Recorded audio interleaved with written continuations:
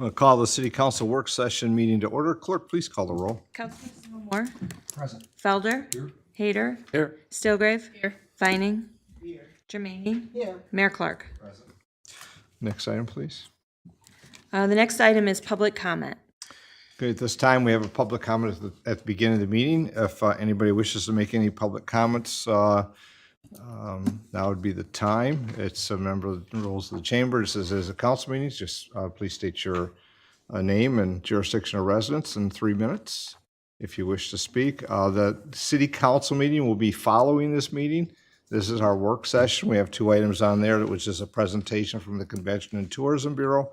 And then the second item is point of sale inspection. But we take public comments if there's those that we should make comment this time. Okay, please come forward, state your name and jurisdiction, please.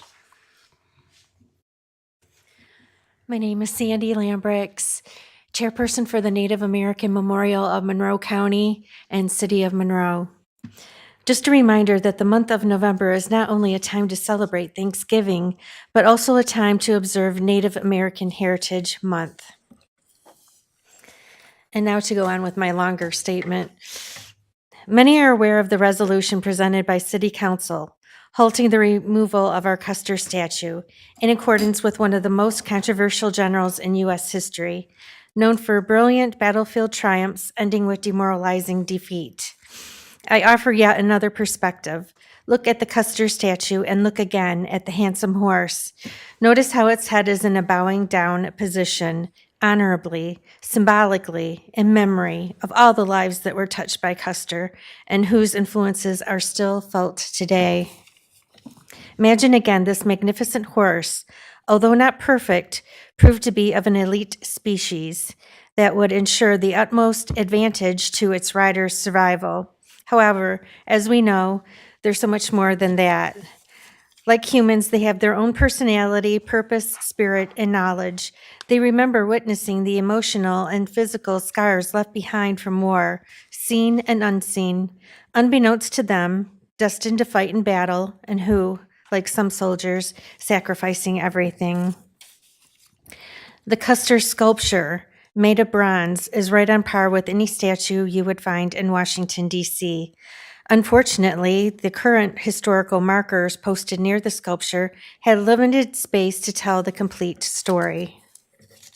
Ever hopeful we can resolve this issue in the near future by giving everyone a chance to tell their full side of the story. As we know, people of this turbulent era are regretfully deceased. However, with today's latest technology, we can give them all a candid voice of truth. My hope is that our citizens and beyond will approve of this other perspective. So let's make it a point to give special attention to the noble horse whose head is bowing down graciously in honor and memory of all the lives, regardless of where your loyalties lie, including Union and Confederate soldiers, African American Union and Confederate soldiers, U.S. slaves, Native American Cheyenne villagers, Native American warriors, and all the families of those mentioned above. We're remembering all of you and our brave Americans and equally brave battlefield horses, written by someone who has bipolar. Thank you very much. Thanks, Sandy. Other comments from those present here this evening? Any public comments? Seeing none, clerk, next item is, Next item is the annual report presentation by the Monroe County Convention and Tourism Bureau. thank you. Manager Robinson, I think we have 2 items. So the first is the presentation. Yes, Honorable Mayor and Council, I'd like to introduce Justin Gifford to present the annual report presentation by the Monroe County Convention and Tourism Bureau. Thank you. So as he introduced, my name is Justin Gifford. I'm the acting executive director for the Monroe County Convention and Tourism Bureau, now Explore Monroe, with a rebrand that took place earlier this year in June. We wanted to put together some information for you guys based on some discussions we've had with the partnership with the city of Monroe to give you an update on the work that's being done by the Bureau and what we hope to do in the next couple years. You'll notice that this report is for 2023, since our fiscal '24 hasn't concluded yet. Once we go through the required audit by the state of Michigan, we will then produce a 2024 audit. But I'll have some preliminary numbers in here that I'll share with everybody. When we talk about the annual report for 2023, our office was contracted through the board of directors for the Bureau in October of 2023. So transition of operation, promotion, and marketing came over to us around that time. From that point, we sat down with the board of directors and the stakeholders, in our sense, are the hoteliers, to discuss plans and strategy moving forward that would benefit business in terms of bringing visitors to the area. While we did that, there were a couple larger milestones on the docket for late 2023, early 2024. One was to reorganize and bring in more staff power to have better grasp on the workload for Monroe County Convention and Tourism Bureau. By doing that, we brought in myself, the executive director. We now have a director of operations, a director of marketing, and a director of events coordination and education. And as you can imagine, a lot of those roles overlap, being a small organization for a larger county.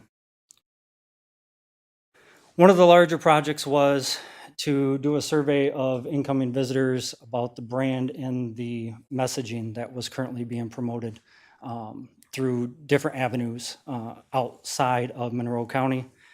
Upon completion of those surveys, we realized that the messaging wasn't consistent with what they're seeing in tourism-related messaging across the United States. They seen the brand and the message, and it didn't really correlate to them that this was tourism, all about visitation. So in January, we started the process for rebranding. In June, we launched the new brand, Explore Monroe, which is the brand that you see on the document in front of you today. Part of that rebrand was starting up new partnerships or redeveloping partnerships that were lost in some of the transitions. One with Pure Michigan, which is an extremely important partnership in terms of sharing the messaging for visitors into our area. We developed a partnership with a data system called Datify. This allows us to track a visitor's mobile device when they are using it to see what areas of interest they're visiting within Monroe County. It also allows us to promote and distribute digital advertising to them. We'll talk about that in a little bit. We redeveloped 2 training programs that we had started back in the fourth quarter of 2022. One was the Frontline Training Program, which is focused on hospitality. So it's everybody that deals with the customer that comes into a hotel, and it's basically customer service. That partnership is through the Monroe County Community College Group, as well as the American Hospitality and Lodging Association. They provide the curriculum and the certification, and the facilitator is the community college. We had to redevelop that training because we were seeing a drop in students in activity. We were having them come off site from the hotels to take part in the training. And one problem we were noticing was some of these individuals don't have transportation to get to these external trainings. The other problem was some of the general managers didn't want their employees going out and mingling with other employees, talking about wage increases, things like that, and seeing employees jump to other hotels. So we redeveloped the program and brought it to the hotel itself. So every hotel has the opportunity to set up the training for their employees on site at their discretion of time, and also take testing there through the American Hospitality and Lodging Association. During that time, and to give you an idea of what that looked like, 2023, we had 4 hotel staff members go through the training. As of August of 2024, we've already seen 14 new participants go through the training and achieve certification. The other side of that is a Certified Tourism Ambassador Program. that we've implemented, that's open to anybody in the community to take part in that. And it's really to educate them on the assets and the products within the community. So when they're out, if they're volunteering someplace, they can share that information with visitors, let them know where a great place to eat is, where the parks are. When we started in 2023 with that program, we had 5 participants. 2024, as of August, we've had 14 for that program, and the training, we have 2 other cohorts that we're trying to get scheduled before the end of the year now.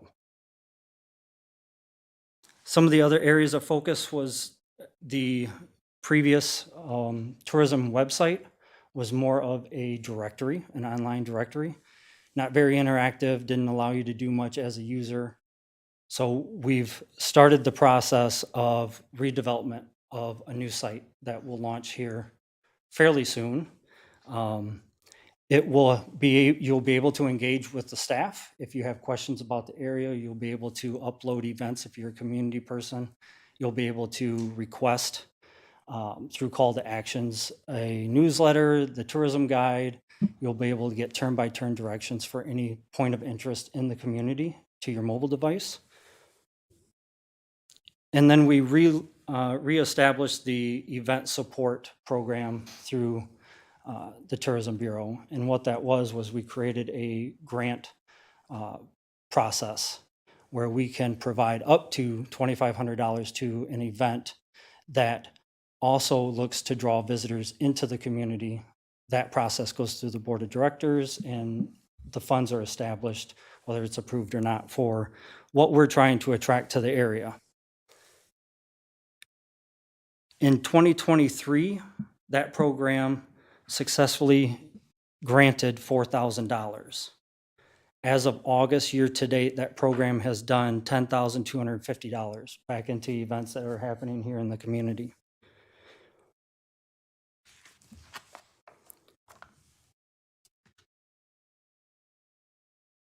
'24 was the first time that we were able to sit down with the board of directors and develop a concise 5-category system of goals that we would want to obtain for the 2024 fiscal year.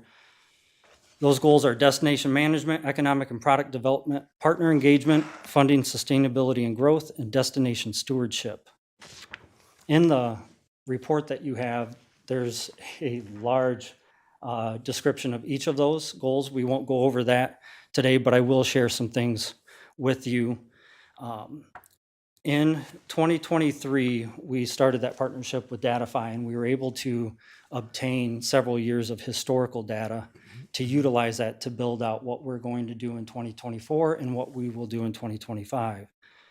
This gives us a better look at what our visitors doing, not only when they're on ground here in Monroe, but throughout the year, so we can see where our peaks and valleys are in visitation.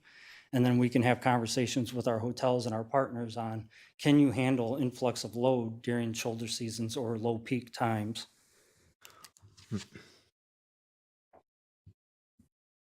For goal number 2, our major focus this coming year and the latter part of 2024 has been product development. I talked a little bit about the website redevelopment and the brand launch. But when we talk product development internally, we're talking about asset mapping of our tourism assets within the community to see if there's any gaps that we need for visitors based on their survey feedback. But it also is creating call to actions and pieces and tools that our visitors or our residents can use in the community. So itineraries of things to do on a rainy weekend, group itineraries. If a tour group is coming into the area, what are things that they can do to occupy their time and get them to stay an extended stay in the area instead of this being the stop before they go to 75 and go up north. We'll use this data to help develop and attract new events and then develop new partnerships within the community. I talked about tour groups. We have a partnership with an organization in the state called Circle Michigan, and their main focus is getting you in front of tour groups throughout the United States and into Canada. So we're developing itineraries with that group right now on product that we have. We're hoping to launch historical itineraries the first quarter of next year. And those will be launched on the website as well as downloadable by our tour group operators.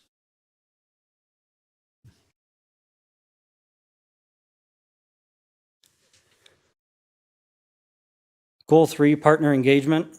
So in 2023, when we came in, our conversations with the board of directors has been what revolved around outreach. How much has the Tourism Bureau been out in the community talking with our partners, educating them on what's available, how important tourism is? And most of the responses we got was, that's not happening. So we had to develop something in turn to engage those partners. The assets that we're developing right now will help start those conversations, but we want them to be ongoing. So partners anywhere from convenience stores and gas stations all the way up to our main attractions and our lodging partners are extremely important to us, because those are places that the visitor is going to see when they're in the area. So my staff and I will be making May 2024 the first year that we started an active reach out to some of our partners, and we'll keep that ongoing in 2025. There will be new tool sets available through the website where they'll be able to upload any specific property profile information to our website without us having to manage it. So if they make a change in hours, they can upload it without us having to put our hands on it. We do go through an approval process still for that to make sure that the information that goes out is relevant, but they can also upload deals, coupons, menus, videos, images. So as the seasons change, we hope that we'll start to see more content created from our partners. That will also open them up to some of the Datify partnerships that we have in terms of them receiving data for their point of interest or their asset on visitor engagement. 4 is funding and sustainability and growth. Right now, the main revenue source for the Tourism Bureau is an assessment tax levied at the hotels by the state of Michigan through Public Act 59.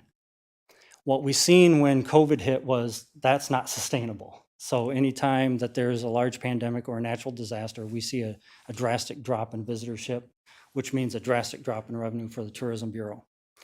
So we're working right now on several different projects where we'll be looking to receive grants from either federal or state. We just got a DMO grant from MEDC for $37,000 and some change that will be used to benefit the promotional and digital strategy for the next 2 years. So we'll be looking for more influx from that, and then some other advertising opportunities that will allow us to generate some revenue.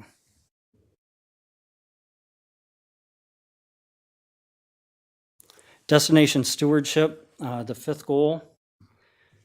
This one's becoming extremely important as we talk around the state to some of our other DMO or destination marketing organization partners.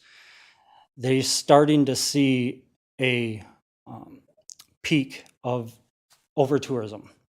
And we're talking like Traverse City, Grand Rapids, so Detroit. Those partners, we're working with them to develop, okay, when that happens, send them down to the more rural area, more rural DMOs, so we can provide them with a better Michigan experience.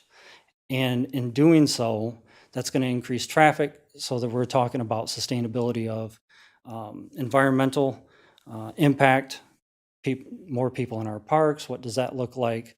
Is it something that an elevated increase in revenue can offset the environmental impact, whether it be kayaking or fishing or trails? Those are all things that we're looking at right now, is where from the tourism side, when that starts to happen, can we help engage our community and increase the quality of life so that the visitor is, one, educated on how to respect the destination, but then we are also helping and assisting in rebuilding the destination.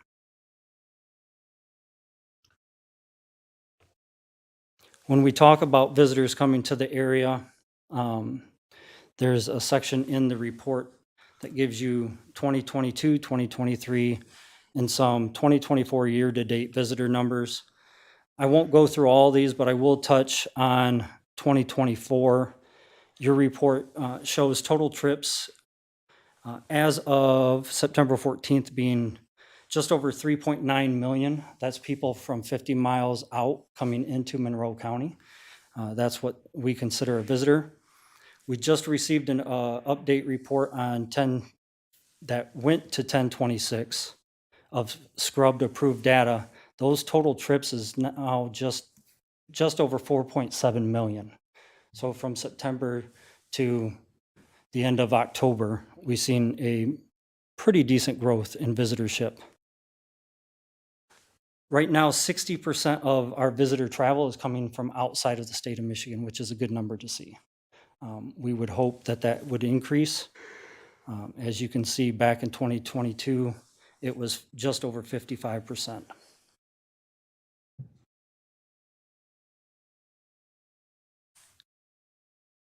Digital marketing analytics.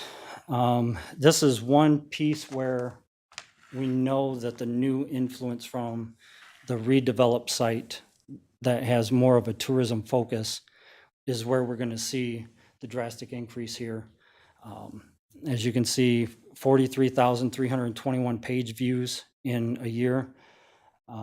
In the tourism industry, right now we're looking somewhere standard is around 1 to 2 million.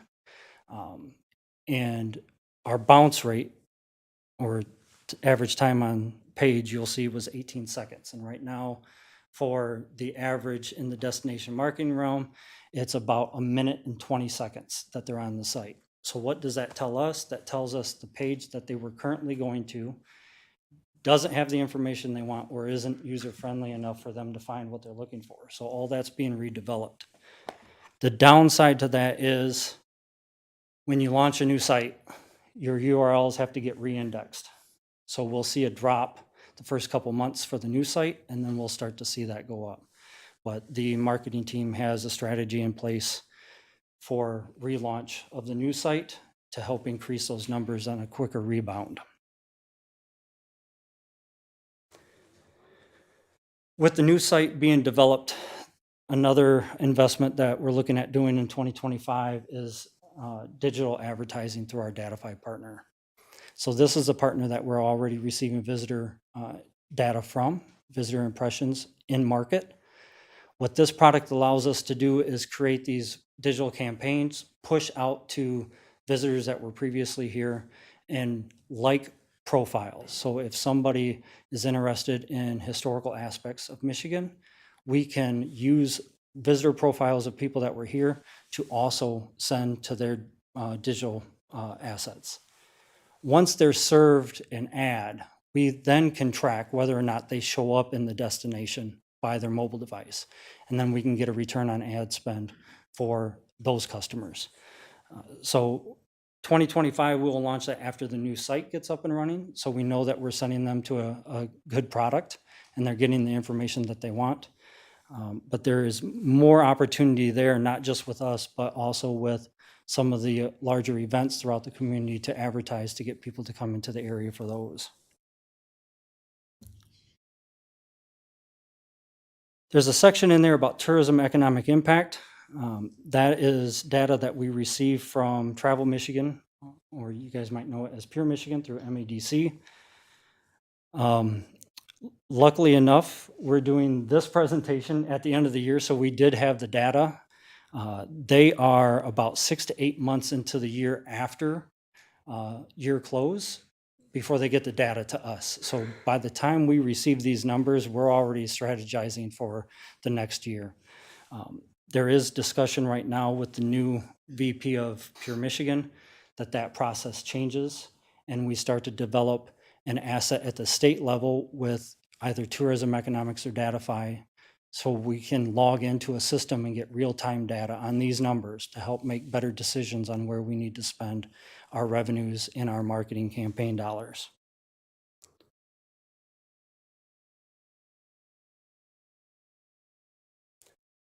The next section is financial summary. This is a snapshot of the Tourism Bureau itself, whereas the other included food and beverage, just the lodging, retail sales. This is just for the Tourism Bureau, and this is in comparison to 2022.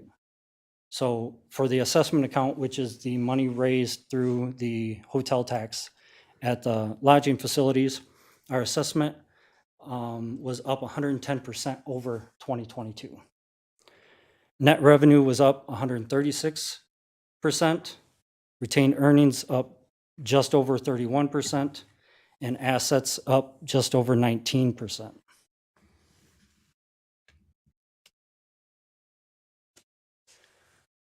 In 2023, we also developed a request for proposal process for events coming into the area to get hotel blocks and discounts at our lodging partners in hopes to land more of those events in Monroe County. Prior year in 2022 and early 2023, there was 0 RFPs sent from the Tourism Bureau to our hotel partners for events. In 2024, we were successful in landing 5 full event RFPs to the hotels, which increased their room stays of just over 250 for the year. We have several large RFPs out for 2025 already, so we're hoping in the next couple months we'll hear back on those from the event coordinators. Finally, we provided some information on some of the partners that we're renewing our visibility with as a destination. Pure Michigan is the destination marketing organization for the state of Michigan. We have U.S. Travels, Circle Michigan, I talked briefly about. USA Brand. We have a product called Play Easy, which is an RFP system for large sports events, anywhere from rotating state baseball tournaments to fishing tournaments to soccer tournaments that we can opt into, share our assets with, and hope to draw the event here to Monroe County.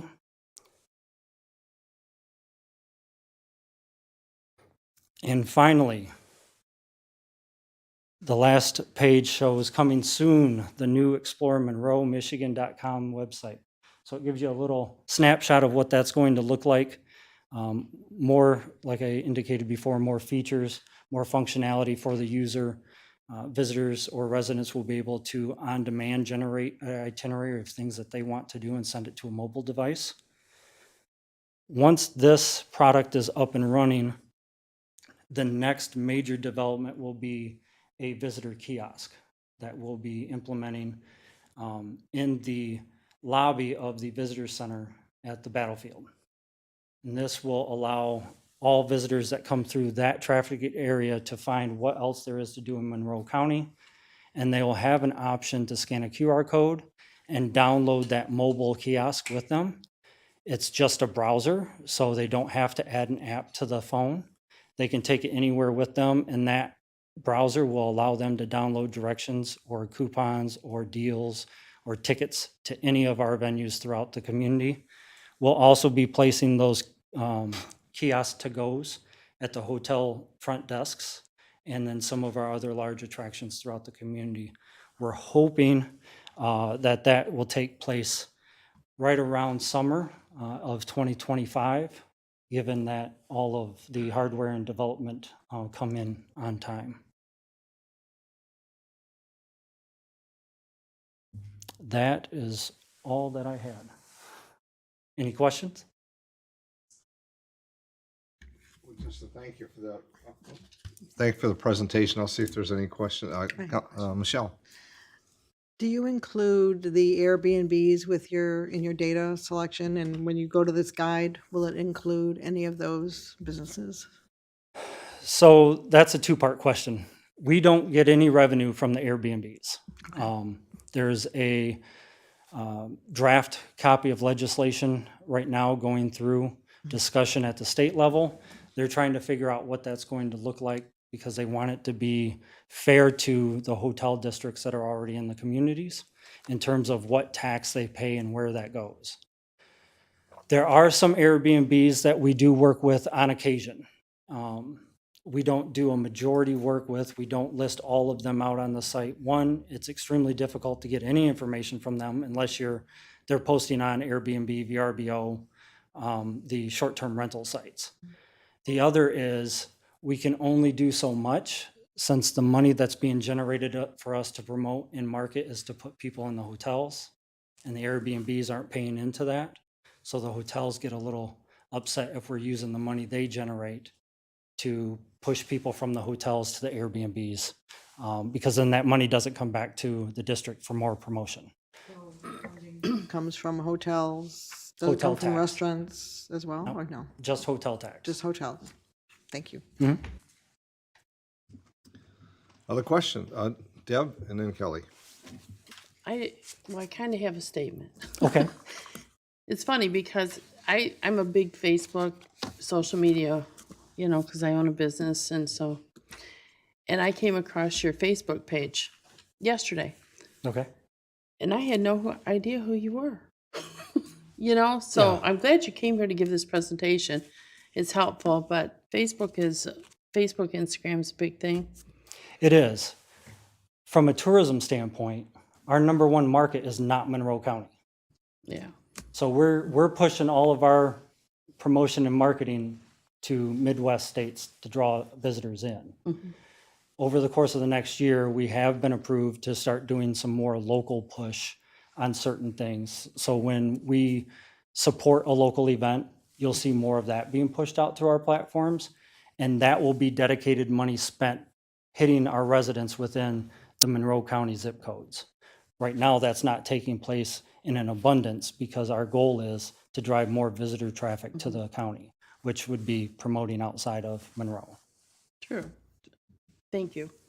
Kelly. How would it work for us? Thank you for the presentation. So, in the past, our small tourism bureau here supported a very large event. At some point, we found out that that's not how those dollars are spent. But now you say you're getting into supporting events. Some of the numbers were relatively small numbers. I'm speaking about the Monroe Jazz Festival, Yes. which brings in tens and tens of thousands of people, and I'm sure fills up the hotels and the restaurants and everything for that weekend. Do you think it's a possibility that the Tourism and Convention Bureau will be able to support that event coming back to the city in the future? If so, how much support? What type of support? It was a huge event that went on I think the last, maybe 2018 might have been the last event. And so that's my first question. And then my second question, we're blessed in Monroe County to have 16 library branches. And so we get a lot of calls from the visitors who do come in to visit, especially around the historical visitors. So do you reach out in that aspect to the local library branches located throughout the county, many of which are historical buildings and receive a lot of visitors from out of the state? So to answer the first question, there's conversation right now with Pure Michigan and MEDC about the events budgets that can be spent through DMOs. There are certain destination marketing organizations throughout the state that also have convention taxes. Detroit, Grand Rapids, both of those have convention and sporting events taxes levied on certain expenses. So a visitor comes into the area, if they buy tickets to a sporting event, one of the fees that is on that ticket goes into convention and events. They're starting to realize that smaller rural areas don't have the ability to set that up. So they're looking at changing how those monies can be redirected. They are letting some of us do the event-specific grants and develop funds for becoming a host city for events. Hopefully 2025 we'll see some of that, and we're to report back on how things went. The issue there is we're taking hotel dollars and bringing in an event that's going to create some sort of liability. So when we bring in an event, if it's housed under us, we have to get liability insurance. And that's where the PA 59 that we're governed by is extremely gray. It doesn't say anything about us being able to obtain liability insurance for large events in case something happens. There's been a couple bureaus that have done so in the past, and they're no longer bureaus because something has happened at the event and they've had to close because their annual revenue wasn't enough to pay the ongoing expenses for what took place. So they're trying to find that common ground between the large events that you'll see in Detroit, like the NFL draft that came. Detroit Convention and Visitors Bureau was extremely influential in getting that to happen. Their portion of that was just paying to promote that it was taking place and doing some smaller, more coordinated events within that budget that you've seen for us to show that they're supporting the economic driver of that event coming to Detroit. I do see it growing over the next couple of years because even the small bureaus need to find that extra revenue, and bringing in an event like that, but for the right size of your community, drives up that revenue piece for us. So, and there's not much else that the PA 59 allows us to create revenue in. So unless that's rewritten in totally, we're going to have to go after events.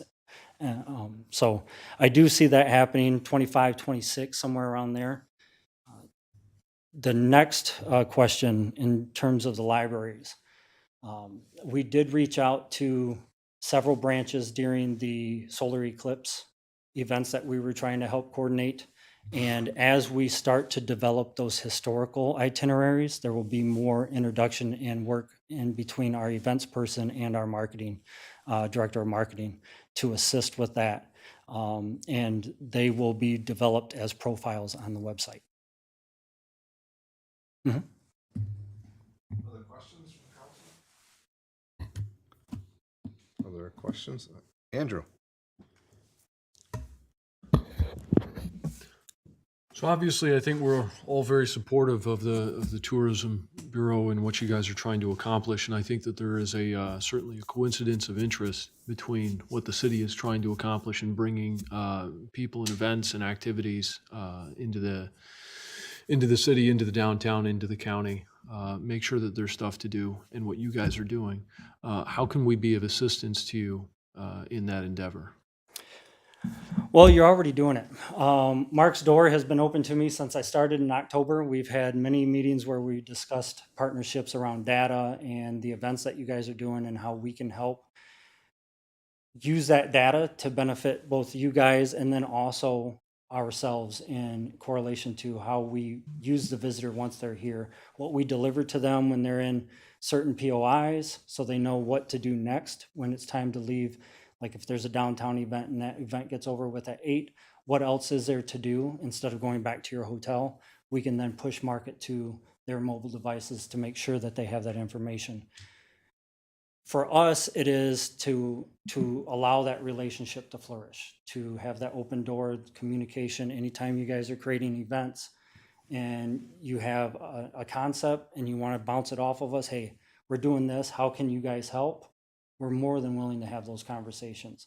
Depending on the vision of that event, we may or may not be able to financially support, but we can do in-kind pieces as, Mark, have your staff send over all the promotional materials and we'll make sure that we publicize it in all of our mediums.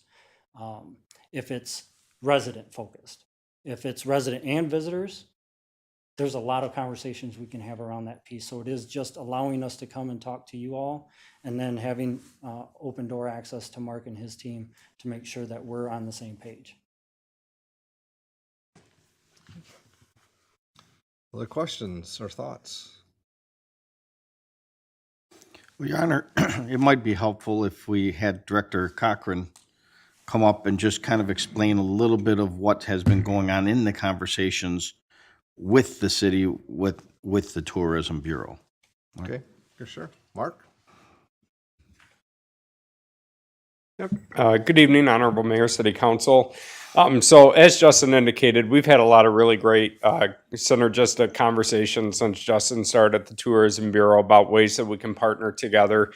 The first, you're going to have it coming up on one of your future agendas, but the Tourism Bureau, Explore Monroe, actually leases space at the Education Center. So you're going to have that agreement coming up before you in the coming months to transition that lease from the Battlefield Foundation to the city. But thinking about the future of the South Arena of the Education Center and our intent to drive revenue and events, large events to that facility, the Tourism Bureau, Explore Monroe, it's going to take some getting used to, subscribes to the platform, as Justin indicated, about tapping into RFPs and different events that are trying to find a place to host an event.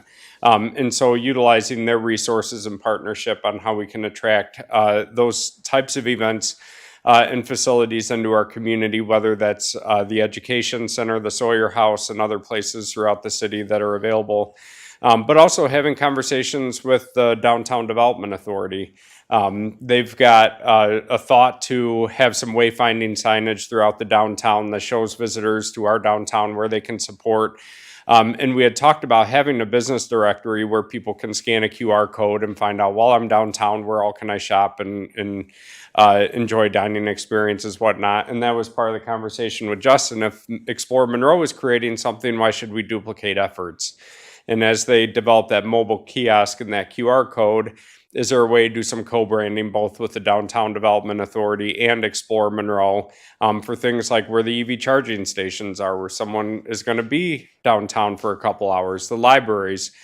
Thinking about the Waza soccer tournament that just happened at Munson Park, where we have thousands of people coming to our community and they're staying in the hotels, and having some signage at Munson Park, very similar with that QR code. In between games, where can you go and eat? Where can you go and have an experience, and some of those things. So rather than duplicating efforts, how can we capitalize on each other's partnerships? Events like the Hometown Holiday Lights and the tree lighting this Friday. Could we put a geofence around downtown Monroe during that event to find out where people are coming from? And then how do we market those people to come back that have been in Monroe and use that DataFi platform that Justin talked about that they subscribe to? Recognizing it's probably going to come with a little bit of cost for us to utilize that, but it's going to be way cheaper than us subscribing to DataFi on our own and working with the communications office and DDA and others to try and utilize that resource to bring people into our community. So I appreciate Justin's outreach and his collaborative nature and trying to sit down with us and frankly, honestly, repair a relationship between the city and the Tourism Bureau over the past several months. And I think Justin has done a really good job in trying to strategically grow the Explore Monroe in a way that benefits both his stakeholders and the hoteliers, but also the local community as well. Very good. Thanks, Mark. Thank you. If there's no other questions, Justin, thank you so much for being here. Thank you. Appreciate it. Thanks for the material as well. And we'll look forward to see how we work together, and also see you back in the future. Awesome. Thanks, everybody. Thank you so much. Manager Robinson, we have another item on for discussion this evening. Do, sir. We also have a discussion scheduled to talk about the point of sale inspection program. Very good.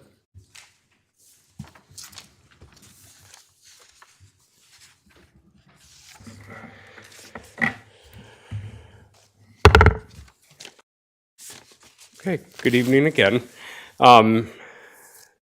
This evening, we wanted to call to your attention and have a discussion about an existing ordinance that's in place that some members of council may not know was on the books. Certainly, it came as a surprise to me. I didn't realize that this was an ordinance that we had. But it is one that was enacted by the city in 2015, and that's a residential dwelling certification program, otherwise known as a point of sale inspection program. And so we wanted to talk to council tonight to get some direction forward, since it is an existing ordinance that we have on the books. How do we want to move forward with it? Certainly, it's not something that we're enforcing right now. But for a little bit of background and history, on May 18, 2015, City Council adopted an ordinance that established the residential dwelling certification program. It took effect in 180 days, so it was set to take effect in April of 2016. But what it does is it requires a residential property owner to have a certified inspection done, and any deficiencies in the property maintenance code, the blight code, the zoning ordinance to be corrected before a property can be sold in the city of Monroe. And we'll get into some of the more details on that shortly. But after council adopted it later that November, the intent at that time was to bring back a retired building inspector to come back and perform the inspections on behalf of the city. There was also some additional staff turnover in the building department at the time. So that November, City Council adopted a resolution to postpone the implementation of the ordinance until April 1st, 2016. Shortly before that again, in March 21st, City Council adopted a resolution to again postpone implementation until August 1st of that year, citing some of the same concerns, staff turnover. There was also, that year we had significant hailstorm that resulted in a large number of permit applications that drove up demand, staff time in the department, resulting in a lot more permits and inspections. So staff demand, as well as there wasn't a whole lot of community education done around the point of sale inspection program at the time. So because it wasn't broadly and widely known in the community, the decision at that time was made to postpone it. However, after April 1st, 2016, no further action was taken and the ordinance stood in effect. However, it was never implemented to begin enforcement. So a little bit of background on the point of sale inspection program. The purpose of the ordinance is to improve the livability of the city of Monroe and its neighborhoods, to further the maintenance, preservation, and improvement of housing for all persons, regardless of income level, by bringing them into conformity with the minimum standards of the property maintenance code, the blight ordinance, and the point was to establish a point of sale inspection program and the certification program to uphold that purpose. So why a point of sale inspection program? Why are they important? I will say, recognizing from the outset, they are certainly not without controversy. And I think we've all heard a little bit of the anecdotes over the years about point of sale inspection programs. But why do local communities think about this? First and foremost, the reason City Council initiated a point of sale inspection program to begin with is because we established a neighborhood enterprise zone. We actually established 2 of them, and we've had a lot of discussion about that over the past year and a half, because that program was never fully implemented either. State law, Act 147 of 1992, requires cities with a population of over 20,000, if you're going to establish a neighborhood enterprise zone, you also have to have a point of sale inspection program. So that was one of the main drivers. If we want to continue to have the neighborhood enterprise zone, we have to continue the point of sale inspection program. And again, the neighborhood enterprise zone freezes the taxable value of a house to accommodate people who are making investments in their house, so their taxes won't rise for a certain period. So while you have a point of sale inspection program to incentivize people to improve those deficiencies by offering the neighborhood enterprise zone to work together with each other. Some of these items speak for themselves. A point of sale inspection program is designed to increase the supply of safe housing and prevent future deterioration of our housing stock. Protect private investment. So if you take care of your property, invest in your property, but the homes around you are falling into a condition of disrepair, it's going to eventually have a draw on your own property values. Taxpayer benefit, when some properties in the city lose their benefit in order to or their taxable value in order to maintain city services, other properties that have higher values bear the responsibility of subsidizing those services that are received by the lower property values. Community pride, protecting the visual appearance of our neighborhoods, making it an attractive place to live. Improving the tax base by protecting the tax base, ensuring potential revenue capable of supporting required city services is maintained through study or improving property tax base. Increasing the housing stock, homes becoming more desirable to new buyers because of fewer maintenance needs, and also the real estate business.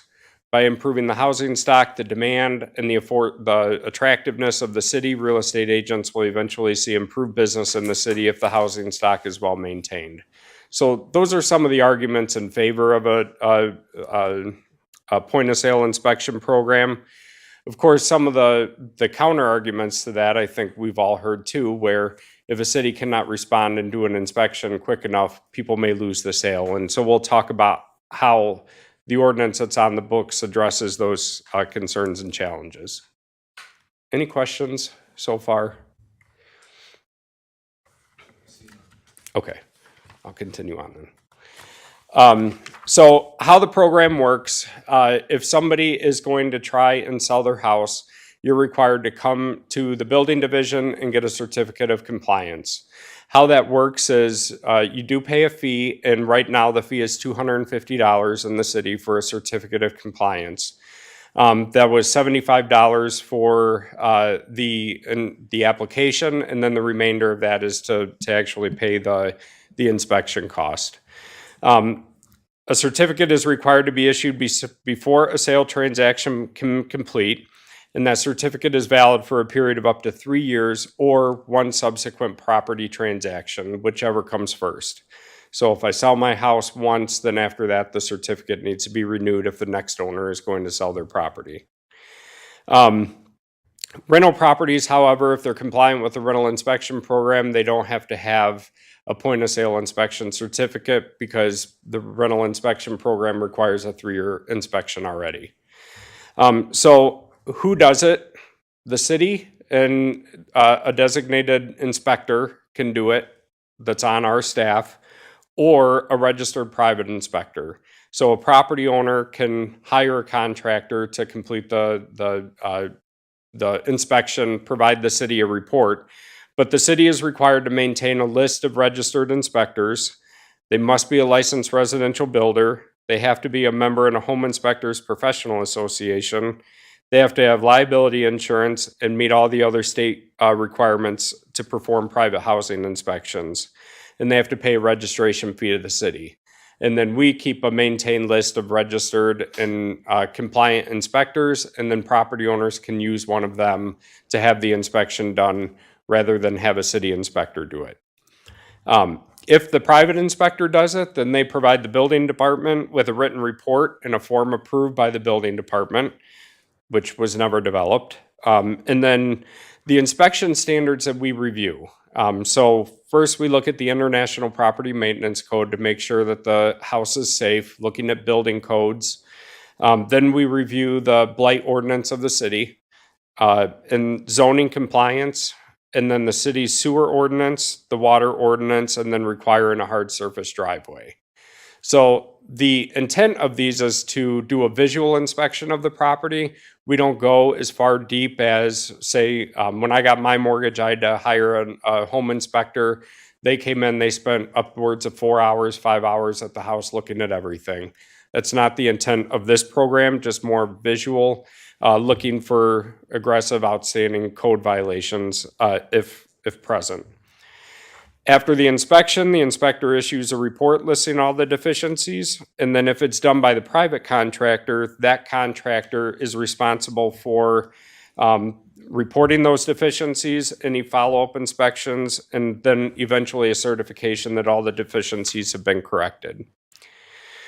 So that's the argument. If the city cannot get out in time to do an inspection and a property owner risks losing the sale, you do have the ability to have it done by a third party as long as they meet all that criteria, and they may be able to get to it sooner than city staff capacity.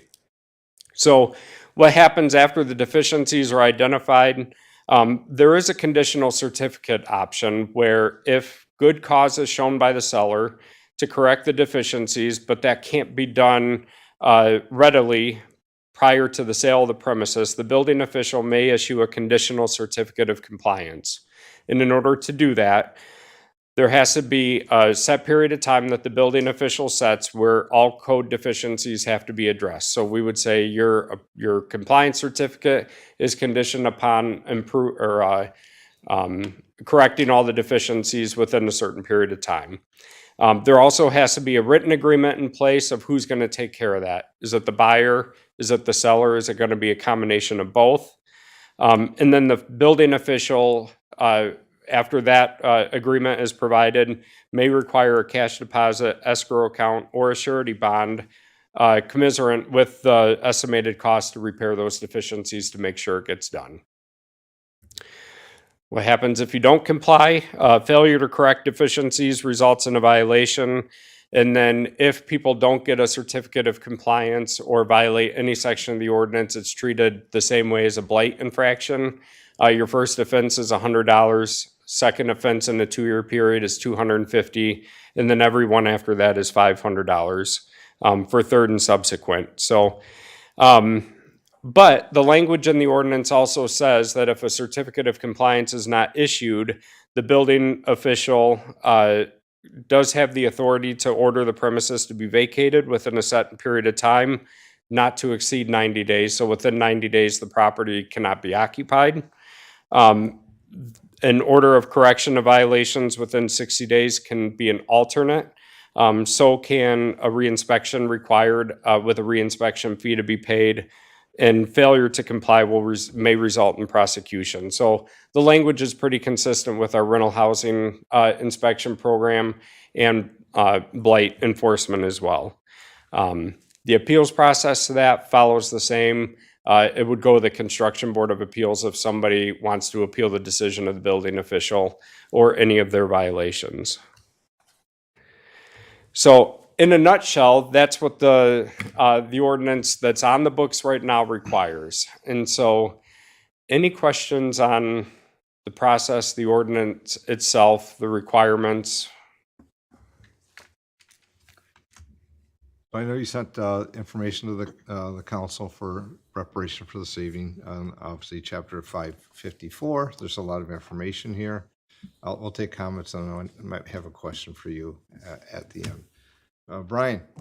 Thank you, Your Honor. Okay, so one of the requirements to have NEZs is to have this in place, Yes, sir. correct? Yep. How have we been able to have the NEZs presently without this in place? Well, I think we haven't been implementing the neighborhood enterprise zone program all along either. We haven't had the We've been application offering out it, there. though. We have quietly. And so that's another reason we're bringing it up tonight, is Okay. because it is part of the requirement. So it's an ordinance we're not enforcing right now. So tonight we wanted to get direction from city council. Do you want us to start enforcing it as an ordinance that's on the books? Do you want us to review and provide recommendations for an implementation plan or possible revisions that need to be made? And part of that would include a community education program. And certainly, I think strategic outreach to stakeholders who have a vested interest in a program like this, such as realtors, I think would be included in that. Or do you want to move forward and remove the ordinance from the books and repeal it, but understanding the implications the NEZ program would have with that? I have a few more questions, but I don't know if. Okay. See, Would you ever see inspections getting confused as maybe potential assessment overviews or something like that? You know, somebody coming out and potentially using it to reassess your property to increase the tax base more or less? Yeah. And that could be a concern that gets brought up. It hasn't been that's not a concern that I've heard yet, but I think that's the importance of the education to the homeowner of what the purpose of this is, and particularly what exactly are they looking at when they're out there, when an inspector is on the property. It's not to reassess your property, it's only to make sure that the house is safe and up to code. Just being the devil's advocate. 'Cause Yeah. You know that that's the first thing that somebody's going to think when you enter their property is, you're going to raise my taxes. What are you doing now? Do you see any potential legal issues with some of our constituents where they may say, hey, look, I just want to sell my property?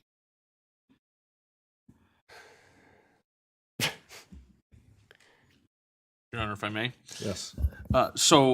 You are clearly going to get pushback, and the council did get pushback at the time of the passage of this I do recall the community in that regard. Another piece I'll say, in addition to that comes to my mind, is we'll want to be very clear that this is not a representation warranty of any conditions of the property. This is a condition of a municipal approval for a sale. Where I see this potentially also being problematic is I won't go get my own private inspection. The city is going to do one for me as part of the sale. And I will just say those are two completely different levels of inspection that I think Mark was referencing. So there's a lot of, I think, clarity that can come to that. Obviously, Mark and I have been in discussions about this and would continue to be in discussions with this with whatever the council's pleasure would be in this regard. But I think that's an important clarification. I think rollout of whatever the enforcement's going to be or implementation is something that's important. I will say if you want I'll call it view of coming attractions probably, or review of coming attractions. Adrian has been struggling with this as well and recently had I'll call it a close vote on their council in terms of implementing one of these, and they ultimately, I believe, don't quote me on this as I'll look at it, but I think they decided on exterior only inspections. Now you can have a discussion, does that meet the needs and the spirit of what was intended or not? But obviously communities struggle with this type of decision. And that brings up another point as well, that a lot of these mortgages require home inspections. And I can see the homeowner coming in and saying, hey, I've already got to pay for this home inspection, and now I got to pay for this one too. I'm just, once again, being the devil's advocate when it comes to this. It's just can be very constraining potentially to some of these people. So I'm not trying to say I'm against it or for it, just trying to say we need to work these things out, obviously. Well, and if I may, Mayor, that's the reason we're bringing this for Sure. discussion, is because of some of those concerns and what City Attorney Buds indicated. You know, certainly, I think most of us have gone through it when we bought our house. We had to pay a pretty hefty sum to have a home inspection completed. And that is something that we could take a look at, is would a home inspection report that's required to be done by your lender satisfy the requirements of the point of sale inspection program? You know, not all those will be on our registered list. So that's one component to take a look at. Andrew, now I'll go to Kelly. Yeah, I'd certainly be interested if, like Brian said, you could double dip on something like that and have the one inspection count for, check multiple boxes. I would hope that we would set it up in a way where it would, I totally agree with you about the outreach that is needed to be done to the builders and to the real estate community to make sure that they're aware of the ordinances that are on the books, so they're not leading someone into a sale and saying, oh, you got to get an inspection done, but it wasn't done by a certified inspector and they didn't pay the city fee, so now you have to go back, and they're like, wait, I just did this. I can foresee a scenario in which, we say, well, they should have known, but I mean, we've had realtors sell property that they know wasn't zoned for usage that was allowable within the district that it was put in too quite recently. And so, stuff happens like that. And then we find out after the fact that this is an unacceptable use for this area. So the playing devil's advocate on the front end, I think, is certainly beneficial. When there is a determination that improvements are needed, it's still incumbent on both parties to determine who's going to pay for what. Yeah. Still a topic of the negotiation as part of the sale. Yeah. We're not saying that the seller or the buyer needs to do it. You guys can talk it out, but here's the issues that are present with the home that the city is going to need to be rectified. In layman's terms, the ordinance says the seller either has to fix them or they have to show an agreement that somebody is going to fix them within a certain period of time, and there are funds there to address that one way or the other. And I think that's where the discussion about I could possibly lose a sale where this will hold up for the sale. I think that was, if I could read into the intent of the ordinance as it was written, was to try and counter some of that argument to say, okay, we don't want you to lose the sale, but they still need to be corrected. Show us in writing that there's an agreement in place that they will, and we'll be out to re-inspect it after a certain period of time to make sure it did. Because, I mean, with that, I mean, it's not too difficult to divine a scenario in which the seller says, I'm trying to get money out of this property, not put money into it. I'm done. I'm done with this. I'm trying to get rid of it. And the buyer says, my loan was approved for this much. So I, fiscally responsible me, went to look for homes that were within this range. Come to find out, there's an additional, $20,000, $30,000 worth of repairs that need to be done to the foundation of this building. And I'm not approved for that. I can't do it. The seller's not going to want to. And this whole thing is off. Yeah, and that's, part of that discussion is it's to protect buyers from getting saddled with a property they didn't know was in bad condition. That's always why we encourage people to get inspections, whether it's required or not, just to make sure you know what you're getting into. But also it's to prevent that generational handing properties off because nobody wants to put the money into them. And so they keep getting sold so somebody can evade the responsibility. That certainly does play into it. And anecdotally, I've had some conversations with some realtors who have had experience in other communities who have point of sale. And they say some communities it goes really well because they have an inspector. They can be there like that. They dedicate the time and the resources to make sure, we're not put on a 1 month or 2 month waiting list. And that's where it seems like there's a lot of the objection where, it's the time and the process of it, not necessarily some of the hesitation I've heard is not about correcting the deficiencies of the house. It's more just the administration of the ordinance. Kelly? Yeah, just sitting here listening to your presentation and then thinking about when I bought a house and how it was like one of the most trying things I've ever done. I want to make sure that we're not being too restrictive to the American dream of purchasing your own home. And also, what if the two inspections are saying different? And then that's knowing we have to have some kind of system set up, but I think maybe we're gonna have to make some changes to the original ordinance, and I don't know all the answers as to what, but I just don't want it to be such a restrictive thing that we're not being able to go through with the sale or the purchase. So, Mayor, if I may.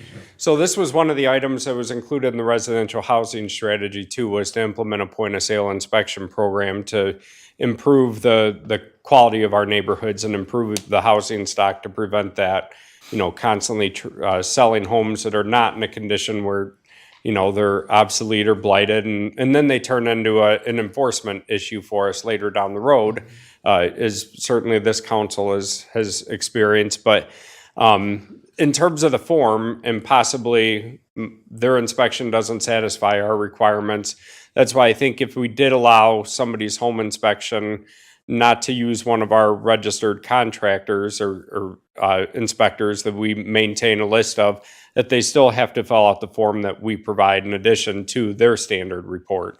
It does get a little hairy, but I will say, when you look at, and this is very similar to our rental housing inspection, what they look at when they go in, they don't go deep. They don't lift up, roof shingles to make sure, but they do visual inspections to make sure they're okay.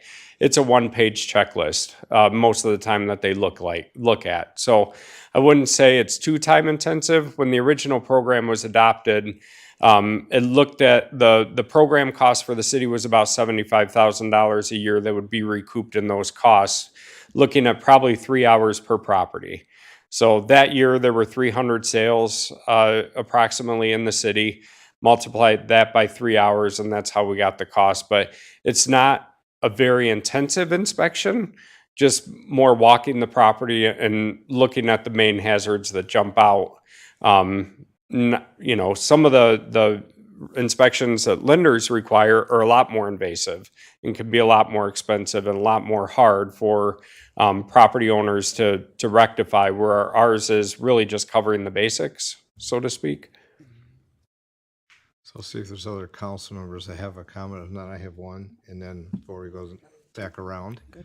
Michelle? Okay.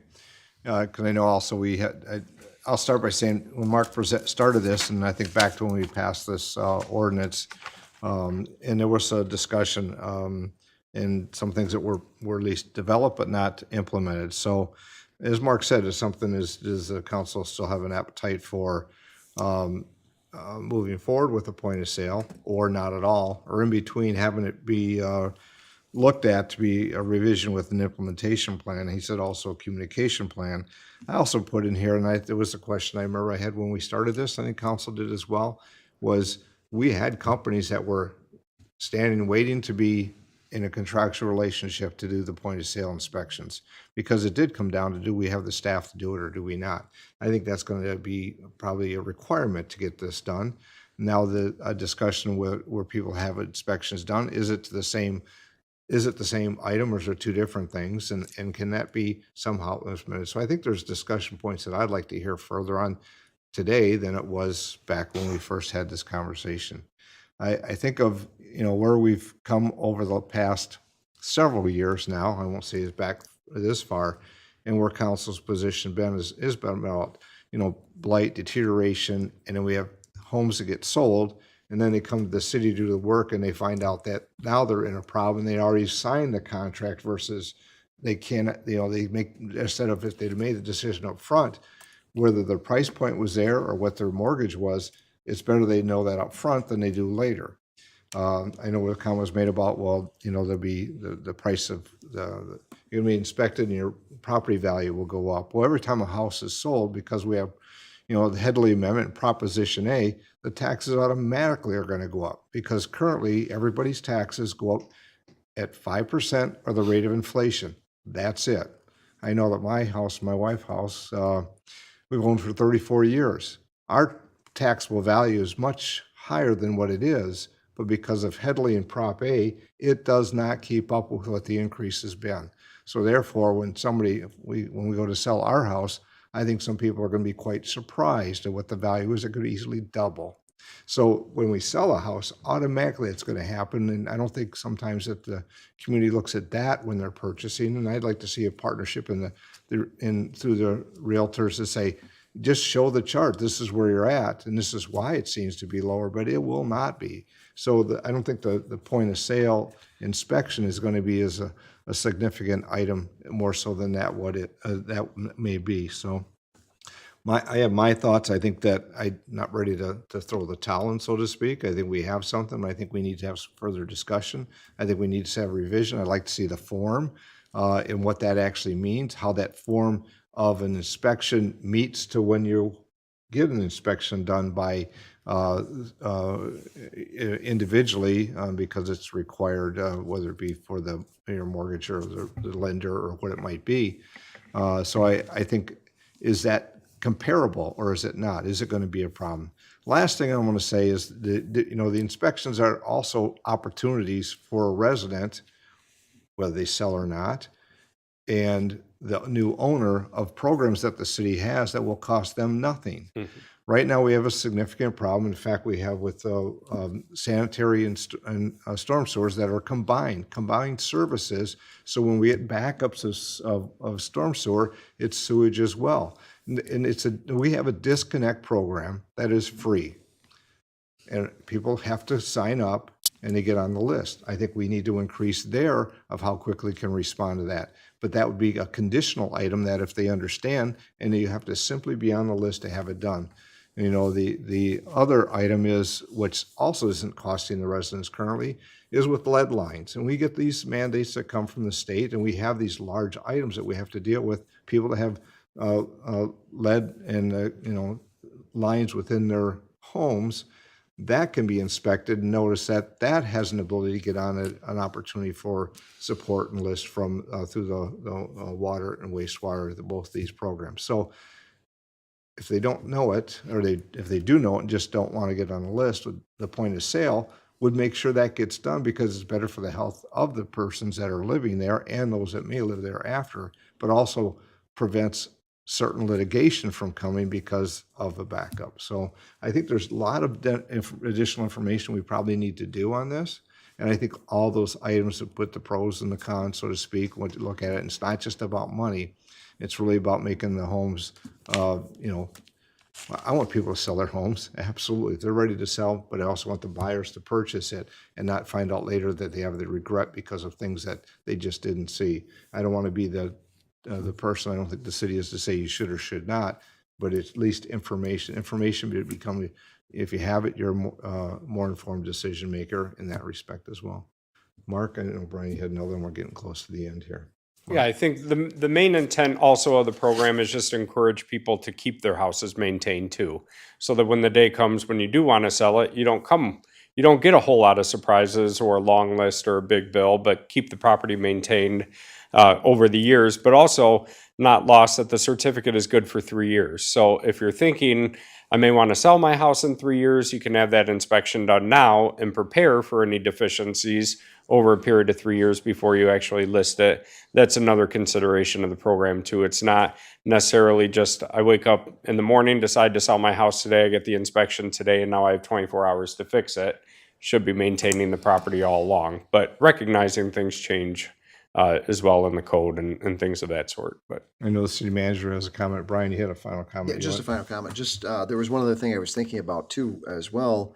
I believe there was a newly passed law that allows for the sellers and buyers to negotiate, that it's not strapped on the seller or the buyer. They can negotiate how they want to do the closing costs. And this could be something that would be in tune with this as well. And like I said, I'm not against this. It's just, these are really some fine tuning, big fine tuning that has to be done prior to approval, I would assume. Thank you. Manager Robinson, do you have a comment before we close out? Honestly, the reason that we brought this is we wanted to know, we don't know who was on council in 15, 16 and why they made the decisions that they made and how this hasn't been implemented, et cetera. But we've been tasked by this council to make Monroe attractive for people to move here. We want to invest in infrastructure. We want to take care of things. And I think mostly what's important, and I know that there's a little confusion between what a home inspector does, it's paid for or required from your finance people, or what the city does. The city is looking for code violations. This, yes, we have blight enforcement people that can see code violations from the exterior. If you got a gutter hanging off your house, you're going to get a cite. If your front steps are crumbling to where anybody can't get on it and it's visible from the roadway or whatever, yes, you're going to get cited from our blight people. But there are those things that have on people's back doors that aren't visible to our blight inspectors. There are things that could be, issues that I believe that if we improve our housing stock and the quality, it is better for our city because I want to attract people when they come here. I want them to know that, well, at least when I buy this house, I know that it's up to code. And then, so yeah, any of the other stuff that they want to do to it, that's their choice to do to it or to negotiate. And I will say, I did live in a community for the majority of my adult life that had a point of sale, and I owned several homes into that community.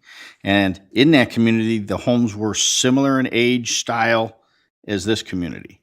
And I think it really benefited that city by having a point of sale inspections because it required people to keep their houses up. And I think that was very, very key in that. Now, yes, the way this is written, that's why I did not want the city staff to be spending all this time in rewriting something and researching and meeting with the board of realtors and doing all that if the council was not, it was completely against this ordinance and in this initiative. So that's why we're here. It's like, okay, what I think I'm hearing is that the council would like us to go back and let's do the research. Let's query the people who would be the stakeholders and the people who would be affected by this. And let's come back with what our recommendation, solution, and more information.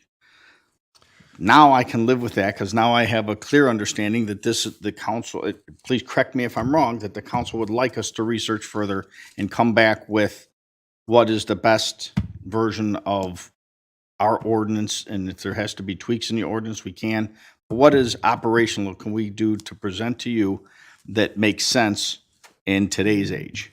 So this being a work session, and council knows this, and for those that are here and watching, it being a work session, we don't make decisions at work sessions. We have discussion, dialogue to give the administration direction on whether we pursue something or not, or ask in a consensus, so to speak, or discussion was had, whether we would continue or not with this. So it's not a vote, it's not an action, but I guess I'll just say I didn't hear somebody say absolutely not, and I did hear somebody that definitely we're going to continue to do this, but I've heard from a couple different voices here that would like to see some additional information, so I think that's the direction back, if you take from at least what I heard, so there, thank you. Thank you. So we have about 9 minutes before the meeting, unless there's any urgencies with the council at the work session that you need to share with the manager or the administration. And if not, this time, we'll close the work session. We'll be back at 7:30 for the council meeting.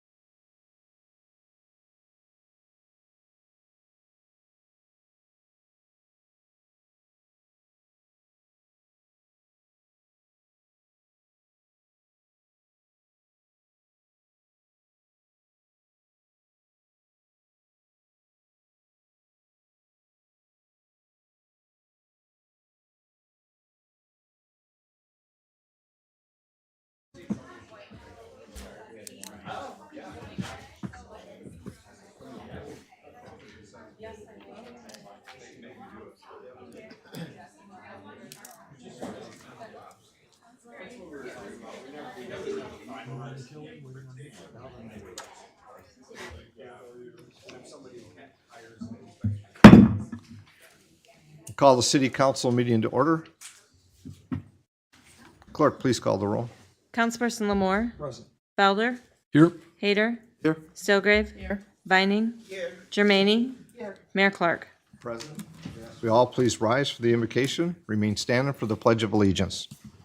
In our deliberations and discussions this evening, may our efforts promote the good of the residents of this city and all who visit.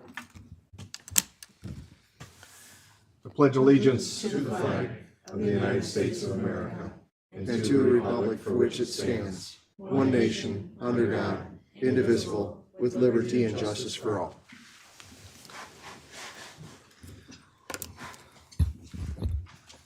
Sorry for the delay in a couple seconds there. We had some really good conversation after the work session prior to the council, so it took us a couple of extra seconds to get ready. Clerk, next item, please. Item is the approval of the regular agenda. Thank you. Manager Robinson, any adjustments to the agenda? Your Honor and Council, I would like to amend the agenda and add Miss Monroe County and Miss Monroe County Teen to the presentation portion of the agenda before the hometown holiday lights to the agenda. Okay, thank you. Any other items on the agenda for council? Any concerns, questions? Seeing none, need for a motion to approve the agenda with the amendments. Make a motion to approve the agenda with the amendments. Motion by Councilman Lamore, supported by Councilman Hader, to approve the regular agenda with the addition of the presentation under presentations. Clerk, please call the roll. Councilperson Lamore. Yes. Felder. Yes. Hader. Yes. Stillgrave. Yes. Vining. Yes. Jermaine. Yes. Mayor Clark. Yes. Next item, please. The next item is the consent agenda, and for item B, approval of payments to vendors. The amount should read $1,193,369.19. 1193369.19. Are there any items on the consent agenda that council wishes to have pulled for further discussion? Any items on the consent agenda? Seeing none from council, are there any items on the consent agenda those present here this evening wish to have pulled for further discussion? Yes, ma'am. What number would that be? 4977. 4977. Very well. There's one item left. Okay. Seeing no other requests, motion to approve the consent agenda then. Councilman Felder. Yes, Your Honor. I'd make a motion that all items on the consent agenda not removed for further discussion be accepted, placed on file, recommendations carried out, and resolutions adopted. Second. Motion by Councilman Felder, supported by Councilman Lamore, that the items remaining on the consent agenda be accepted, placed on file, resolutions adopted in agreements made. Sorry. Clerk, please call the roll. Lamore. Yes. Felder. Yes. Hader. Stillgrave. Vining. Jermaine. Yes. Mayor Clark. Yes, and clerk, the item then will appear under the council action. It'll be the last item under council action. Very yes. good, thank you. Next item, please. So the next item is the additional amended item under presentations, communications, and public hearings, Miss Monroe County Teen and Miss Monroe County presentation. Great, thank you, and such a great pleasure this evening to have this added to the agenda to talk about the Miss Monroe County and Miss Monroe County Teen. Dion, good to see you. Good evening, Mayor and esteemed council and community members. I'm so honored to be here.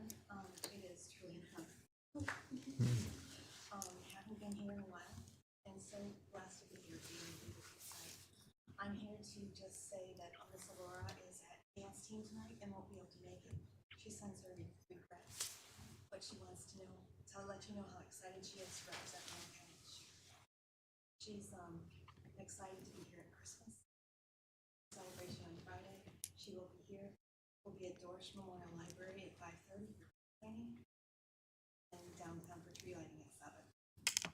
Her platform this year is breaking the cycle of need, and she wants to help people that are in need, and she's going to be happy. She's looking forward to serve this community this year, and she thanks you for your time. And I thank you for letting us. Will you give Laura our best, because I know I've seen her, and so has the council, out and about at different events, whether it be food drives and downtown and with the children. Look forward to seeing her this Friday as well. But you do have Excuse me, Your Honor, is the green light on by your mic? Okay, can you push it and see if it helps? I want to make sure everybody hears what you have to say. Okay, there it goes. All right, I wonderful. think it's on. I hear an echo now. So I'm Rachel Ingalls. Honorable council members, esteemed guests, and fellow citizens of Monroe County. My name is Rachel Ingalls, and as Miss Monroe County's Teen 2024, I'm truly honored to not only represent Miss Monroe County at Miss Michigan's Teen this year in June, but also have this platform to advocate for a cause that is not only close to my heart, but crucial for the future of our community and our world: youth involvement in STEM. In an era of technological advancement, we must equip our young generation with the skills and knowledge necessary to thrive. As a proud member of my high school robotics team, Bedford Express, I have experienced firsthand the immense benefits of engaging in STEM activities. This experience has broadened my technical abilities, honed my problem-solving skills, fostered teamwork, and inspired a passion of innovation. First Robotics has been a transformative journey, where creativity meets functionality, and where teamwork propels us forward to shared goals. It emphasizes learning through hands-on experience, allowing us to collaborate, fail, iterate, and ultimately succeed. Such skills are integral for not only STEM fields, but any discipline we choose to pursue. However, this opportunity should not be a privilege for few. It should be accessible for all. Throughout my year of service, I aim to amplify our efforts to include every young mind, regardless of their background. Through my service initiative, Sprouting Young Minds Through STEM, I will introduce STEM concepts in fun and engaging ways. Partnerships and visits with local schools to enhance their science and technology programs by donating fun and accessible STEM toys to classrooms throughout Monroe County. I also believe that statewide bills and funding are the foundation for the advancement of STEM. Our state has seen a profound engagement in STEM-driven programs, particularly through platforms like the Michigan Student Association of STEM Advocacy Conference. This conference serves as a crucial gathering point for young minds passionate about science, technology, engineering, and mathematics. It exposes students to new ideas, encourages collaboration, and fosters a spirit of innovation. I, alongside Bedford Express, has also recently engaged in constructive discussions with Senator Bellino. Our focus has been devising strategies to enhance resources and support for STEM education across Michigan. Senator Bellino shares our commitment to strengthening these programs, and we are honored to have met with him to discuss these shared goals of making Michigan a leading state in STEM education, ensuring that our students are prepared to meet the challenges and opportunities of our future. Throughout my 3 months of service as Miss Monroe County's teen, I'm honored to say that I've already visited and engaged in 2 different school districts around Monroe and hosted middle school robotics competition with my robotics team. Seeing firsthand the impact robotics have on our students was incredible to witness, and I'm forever grateful for that experience. In closing, let us work together to ignite curiosity, nurture creativity, and build confidence in our youth communities. By doing so, we pave the way for a future where Monroe County stands at the forefront of innovation, driven by empowered, talented individuals ready to tackle challenges of tomorrow. Thank you for your time, your support, and for believing in the unlimited potential of our young citizens. Together, we can build a brighter future labeled by curiosity, knowledge, and innovation. Thank you. Thank you for being here, and thank you for sharing what your platform is. I know that Laura also has been very busy with her platform as well. It's always good to see, as you go through your year, the opportunities and engagement that you've had. We look forward to seeing you on Friday at the Hometown Holiday Lights, our tree lighting downtown. We have many youth activities, and one of those is the Imagination Station as well. And so I'm sure you'll be busy at Dorsch Library as well as throughout the evening with all the residents, but also the youth. And that's not lost on me. I think the robotics last year was at the Battlefield Education Center. I believe they're coming back again this year in December or later. So it's always fun to watch, and it's engaging, and to see the youth work together. So thank you so much Thank for you. being here, and we look forward to seeing you. Thanks, Thank you so much. Thanks. Thank you. Go to the next item, please. The next item is item 4987, Hometown Holiday Lights, Deck the Halls, Holiday Lights Competition. In Communication Director Jody Egan to give a brief presentation on our wonderful hometown holiday lights occurring this Friday. Thanks. Good evening. Michelle's going to pull up a couple slides for me. Hopefully. Started. Jody Egan, Director of Communications. I'm excited to be here tonight to share with you a new program that we are launching in 2024, an expansion of our Hometown Holiday Lights seasonal program. So Hometown Holiday Lights was developed a few years back as a sponsorship program through communications in the mayor's office to expand on our downtown decorations through corporate and small business sponsorship throughout the city, and to bring three-dimensional light sculptures to the community to be enjoyed from November all the way through January to kind of extend that tree lighting experience. So when we talk about hometown holiday lights, it's kind of now an overarching element that goes with our tree lighting, this three-dimensional light sculpture program that we feel like has been a great benefit to the city, drawing people from around the county. And now we are expanding communications and introducing Deck the Halls, the Hometown Holiday Lights competition. This will be a residential outdoor decor competition for residents of the city of Monroe. We're going to have folks register from November 25th through December 8th, and we're going to have a public voting period of about 2 weeks that'll take us through the holiday season. It'll be public by way of QR code, and it'll be a popularity contest. Basically, we'll have first, second, and third prizes, and the winners will be announced December 30th. Residents are going to get to cast their vote via QR code, which will be displayed on a lawn sign in front of participants' homes. It's completely free to register, of course. We'll have a story map. We're working with our GIS to create an Ezra story map that you can see on your phone. Look up participating addresses, and you'll be able to cast your vote via the city's website. Winners will be will not only receive a cash prize of $300, the Griswold Award Trophy, which we're going to be presenting them at the City Council meeting in January. And they will be on the stage with the mayor to flip the switch at the 2025 annual tree lighting event. So the winner of that first place residential contest. We also have a second and third place winner, and those winners are going to be getting a gift card and a city recognition certificate, and are also invited to attend the City Council meeting. We really feel like this event is an appropriate expansion into introducing, encompassing, inviting residents to participate in the experience of Hometown Holiday Lights. It really showcases talents and the pride that residents take in their community and in their properties. These reoccurring competitions can create a lot of memories for individual families and create traditions, and multiple generations can participate. And they create shared experiences. So neighbors can come together and decorate, creating, a street scene, although we only have individual residents at this point, residences in the competition, but there's room for expansion depending on how much interest that we get. And it enhances our aesthetic appeal in the community. We want to build that community pride. And I know so many of us have memories of driving around town with our families at Christmas as kids looking at holiday lights. And now you can vote on your favorite. So I think it was a natural evolution, and we're really proud to introduce that to you. All the information is on the city's website.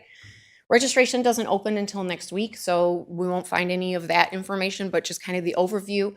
We have a document that goes over the rules, and then an FAQ that breaks down all the questions, like what kind of lights can I use?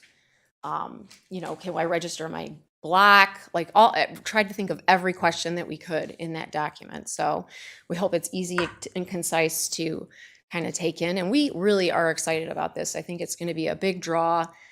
for our residents, but also for people coming in from out of town. Once the tree lighting's over, you can go downtown, look at all the decorations, and then access that map online, and you can go tour the neighborhoods and see who's going to win the Griswold Award this year. So we're going to have an appropriately themed trophy for council to present to the winner as well in January. So so that's going to be our new kind of expanded hometown holiday lights. I'd be happy to answer any questions that you may have, and if you have any, of course. Thank you, Jody. I know that you worked very hard along with a team here, and some wanted to do it last year, but it was like at the last minute. But no, we need more time. So We do. it should be enjoyable. And I know that the Hometown Holiday Lights is a great draw through our downtown, not, as Jody said, not just for the tree lighting, but throughout the season. People come back, families come back and visit, our guests come to visit, and the opportunity to take them downtown to see all of the elements, and this is just another extension of that. So And most importantly, when we look at the goals and objectives that council sets, this is a goal and objective to create a sense of belonging for residents. And we really feel like that this does that. It creates that hometown pride, hometown holiday lights, friendly competition, creating memories, creating a tourism and marketing experience. So we really feel that legacy sense and creating that neighborhood pride. We feel like this really supports council's recent goals and objectives too. So we're happy to slide that in there and create these new traditions for our residents. thank you, Jody. Before you close, I think you have the data from last year. Of course, the number of residents that came downtown for the tree lighting, but also how many people are already trying to committing early this year, say they're going to be attending through the social media. Yes, our event was pretty popular last year. We were really blessed with excellent weather at the tree lighting. So our crowd estimate that we deduced with the feedback from public safety was about 5,000 people in the square. At the time of last year's event, we had, I want to say, a little over 3,000 in interest on Facebook as an event. You can say, oh, I'm interested in coming, or I plan to come. So at last year's event, it was hovered around 3. This year's it's over 5,000 people plan to attend if the weather holds out. So according to the forecast, we're supposed to be hitting the brunt of it Wednesday and Thursday, with scattered on Friday. So hopefully we'll have, since it's in the evening, we're going to probably be at the end of that, but that also means it's going to be windy probably and cold. So don't underestimate how chilly it can be downtown. Make sure you bundle up if you plan to come, because the wind cuts right through the city and into the square. So, but you know what? I know the residents here, that is not going to deter their holiday spirit. People will be out to get their holiday lights and necklaces and count down with the mayor and see all of the great elements we have this year. One important thing to note, and I know the mayor's going to bring it up for our tree lighting event, if you plan on coming, we have kind of moved our layout to accommodate some of the larger crowd size we anticipate. And our horse and wagon rides, we're going to be moving those from their former location next to the Dorsch Library on Washington. We're going to move those, and you're going to line up actually here in the City Hall parking lot. So it's actually going to be by the kids area. So you can walk down here on the newly paved and beautiful sidewalk we have in the courtyard, and then enter the queue there. And the route will be the same distance, the same length, but it's just going to be kind of in a different location, just to kind of ease that chokehold there around the library. So we're always looking to improve this event and adding a lot of fun things. So we look forward to welcoming everybody downtown on Friday. And I know, Mayor, you're going to elaborate on that during I have your a few more time. comments at the end of the meeting. I'll do Your that too. comments, I stole your I thunder. don't have to name as many. Thank you, Jody. Thank you. Any questions I can answer for you? Is any questions No. here? Thank you so much. Thank you. Appreciate it. Thank you very much. Clerk, next item, please. The next item is under council action. It's item 4984, PUD case number 24-003 212 East Front Street, determination of similar use. Manager Robinson. I'd like to ask Director Cochran to come up for the next 2 items dealing with the property use determinations. Not as exciting as holiday lights, but necessary as it is. It's definitely a tough act to follow, and no prizes for this presentation tonight. But so the first two items on council action this evening are follow up to last week's Citizen Planning Commission meeting. Two actions that require their approval and their recommendation to you. And for both of these, they're recommending City Council approve. The first is for 212 East First Street. This is the former bank building that the city purchased and recently approved a lease and purchase agreement with the Michigan College of Beauty. For zoning compliance, taking a look at what are the permitted and special uses in the central business or the zoning district in which the property is located. There was no clear, neat definition of what exactly the College of Beauty does. Two uses that are allowed are personal services, but also K through 12 schools and institutions. But beauty schools, colleges, universities are not clearly identified as a permitted use. And so to be compliant, we move them through the Planning Commission process, looking at, based on the uses that are approved in the zoning district, the one that was closest was personal services, which covers salons, beauty institutions, nail salons and parlors and the like. And so the Planning Commission, in review of the zoning ordinance, found that they saw this to be a determination of similar use to personal services as permitted in the downtown. And so they're recommending City Council do the same and grant approval. Thank you, Mark. Any questions from council for Mr. Cochran on this item? I don't see any questions. So this is Councilman Hayter. I move to approve the summary use of personal services for the uses outlined by the Michigan College of Beauty for the use of 212 East Front Street. Motion by Councilman Hayter, supported by Councilwoman Stilgrave on item 4984. The PUD 24-003, 212 East Front Street, determination of similar use. Clerk, please call the roll. Lamore? Yes. Felder? Yes. Hayter? Stilgrave? Yes. Vining? Yes. Germaini? Yes. Mayor Clark? Yes. Next item. The next item is item 4983, case PUD 23-001, Mason Run 2.0 site plan approval. Mr. Cochran. This is the next one, first reviewed by Planning Commission and required for approval by City Council per the city zoning ordinance. Last year, City Council updated the PUD zoning, planned unit development zoning, both the regulations as well as the design book for the area of Mason Run, the unfinished and complete Mason Run neighborhood.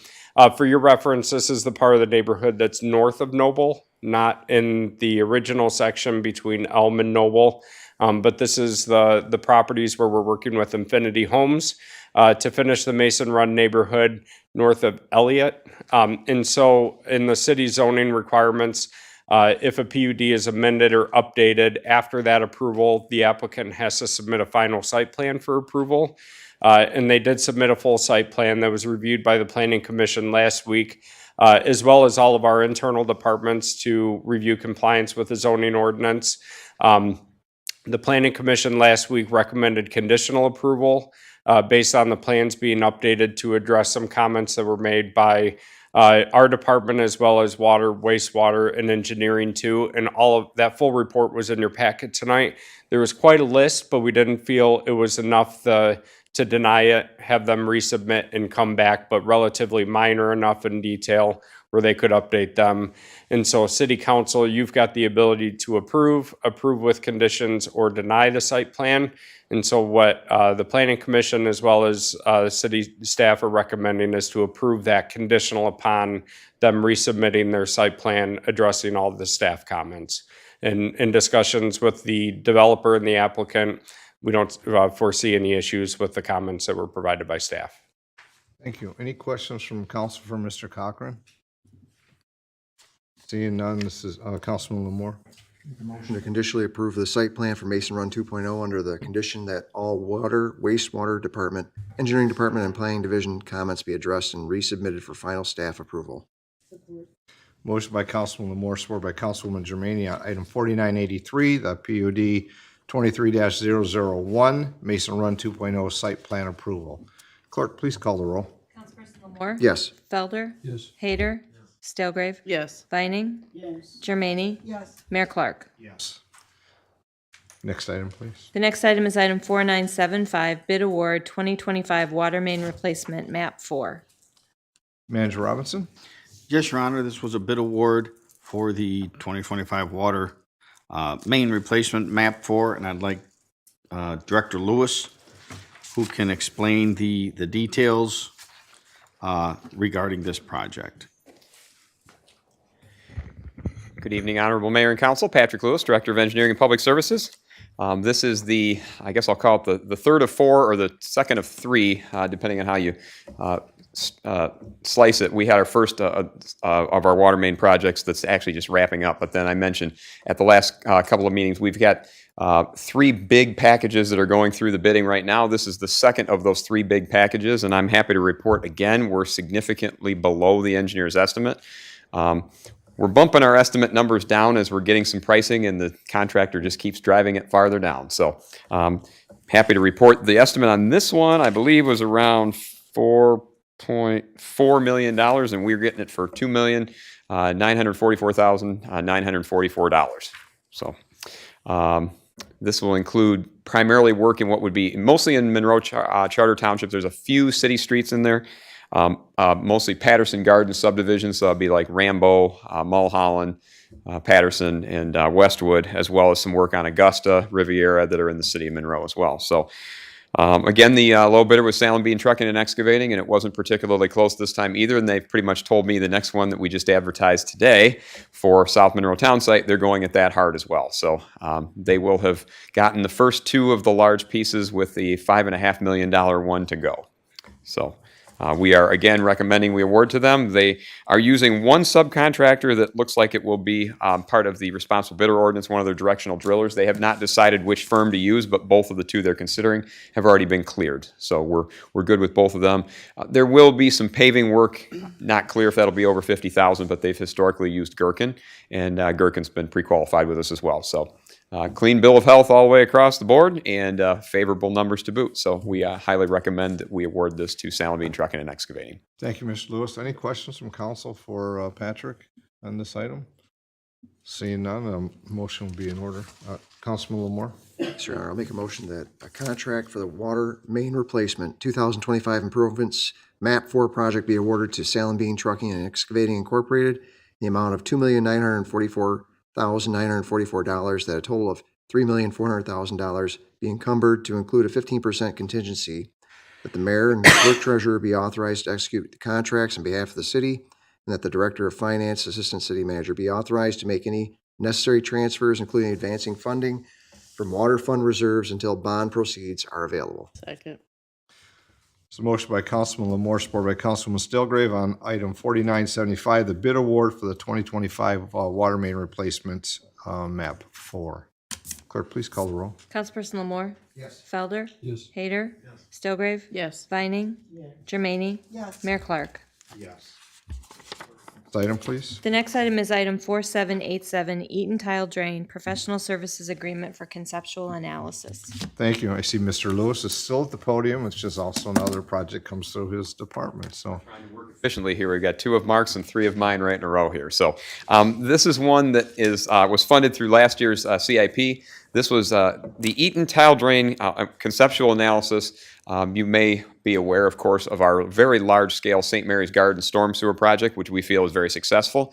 That was quite a bit of money on that one. We did use a large portion of our ARPA funds on that project, whereby we took a neighborhood that was drastically underserved from a storm sewer perspective, and we installed the trunk mains, pump station, and all that to go with it. Our next focus area, which we have had in our sites for a while, is the Eaton Tile Drain watershed.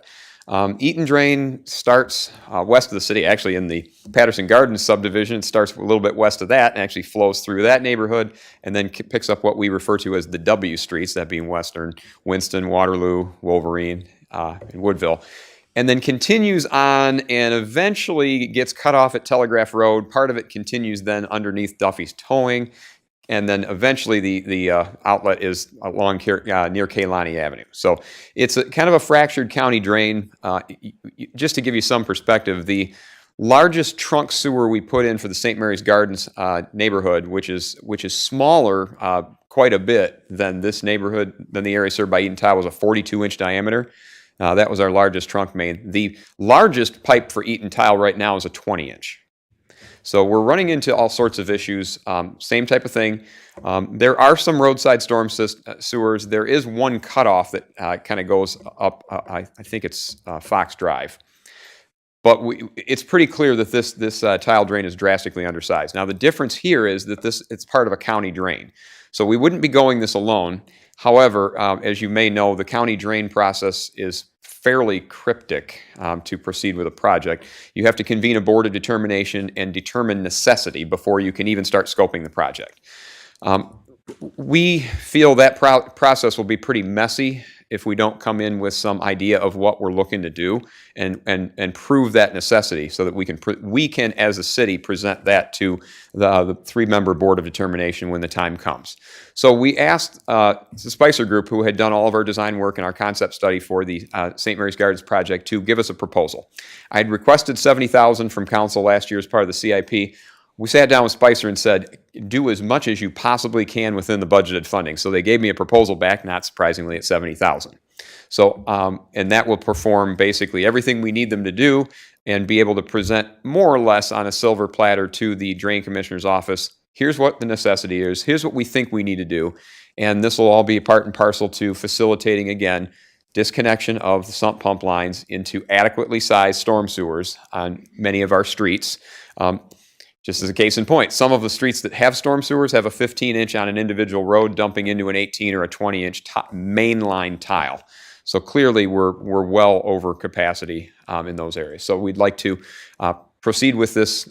It's not a study, it's an analysis of options, and we'll come back with a couple of different recommendations probably, because there's many ways we could achieve this, but I think it's going to be, in the end, it's going to be money well spent, and it will get us more efficiently to a place we need to be in this neighborhood, kind of following in that lead with St. Mary's Gardens. So we did request an extra $10,000 for the normal contingency, but I wouldn't ask to appropriate that unless we actually need it, if there's some scope things we want to expand as we get in there. But $70,000 is what was in the budget, $70,000 is what we're asking to award, but give me the ability to add a few little tasks here if we find it's necessary.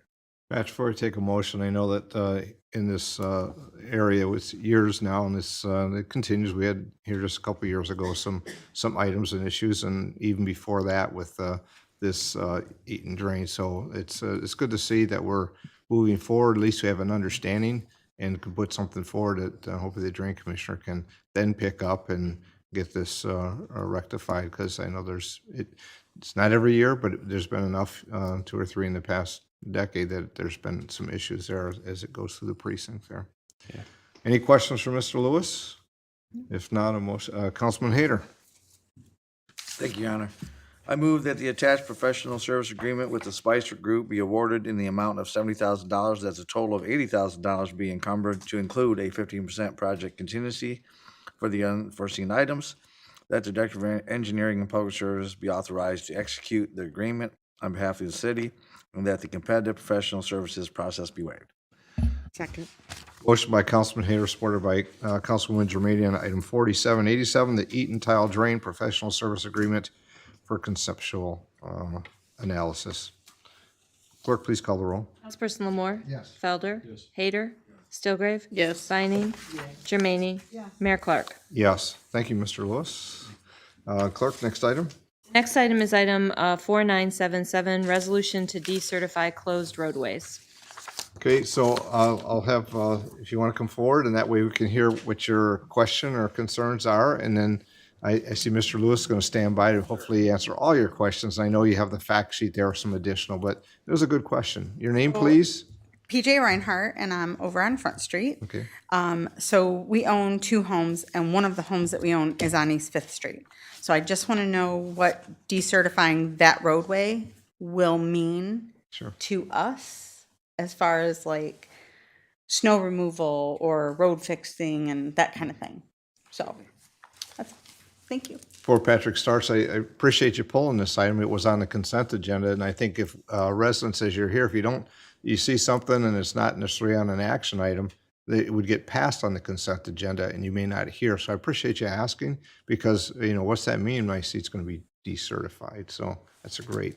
Mr. Lewis. Certainly. This is one of the more mundane functions that I have, and that's to serve as the city's Act 51 administrator. I will say the impact on any adjacent homes is none. But I was approached by MDOT, and in fact, you may realize that we've utilized their grade crossing closure program for many years. And I think we're actually tied for the most of any municipality in the entire state of Michigan that have been closed in that program. So I think the city's getting close to about $1 million we've received, and that is to close those crossings that are deemed unsafe or difficult to signalize. As a part of that, we retain the right-of-way. So if you can think about it, every right-of-way, so that's the property that underlies those roads, are retained by the city because they're part of the underlying plat. In this case, it was the Stewart Farm plat. So I hadn't taken the sections that were physically closed off the books. So technically speaking, we were getting Act 51 money every year for 33 feet of 5th Street, 6th Street, Franklin, and Humphrey that we weren't really entitled to. And that was just a clerical error, and frankly, I thought it was so negligible, we just never dealt with it. So some of these crossings have been closed for upwards of 20 years now, but we've been still receiving the Act 51s for the portion of the roadway between where the barricade is now and the center line of that road extended to Kentucky Avenue. So if you can envision this, there's not actually any. The only part of the road that's gone is what we took out at the crossing, but because the property extends, they go center line to center line of the intersecting street. Technically, we had 33 feet on the books. So all I did was I went back to what would be the right-of-way line in Kentucky extended, deducted 33 feet, and asked you to put together a resolution on that one. So basically, where the guardrail is blocking those crossings now is where the guardrail is going to stay, and all the properties abutting those roadways still have frontage on the roadways. It'll be exactly like it is now. They'll still stay closed. It's just the state kind of caught up to us on the clerical side of things, and I got to give them something like $50 back for each one of these crossings every year. So it's not a significant dollar. Now, the other one that's on here, which you didn't ask about, is related to East Front Street between Link and where it used to connect to the new, which isn't really new, it's 50 years old, part of Front Street, the concrete part that's relocated and goes out to the DTE plant. That one, and not only did I mess up on keeping it on the books, we had it as a major street. So when we closed the railroad crossings west of Hellenberg, we actually demoted Front Street as a major street because it no longer went through.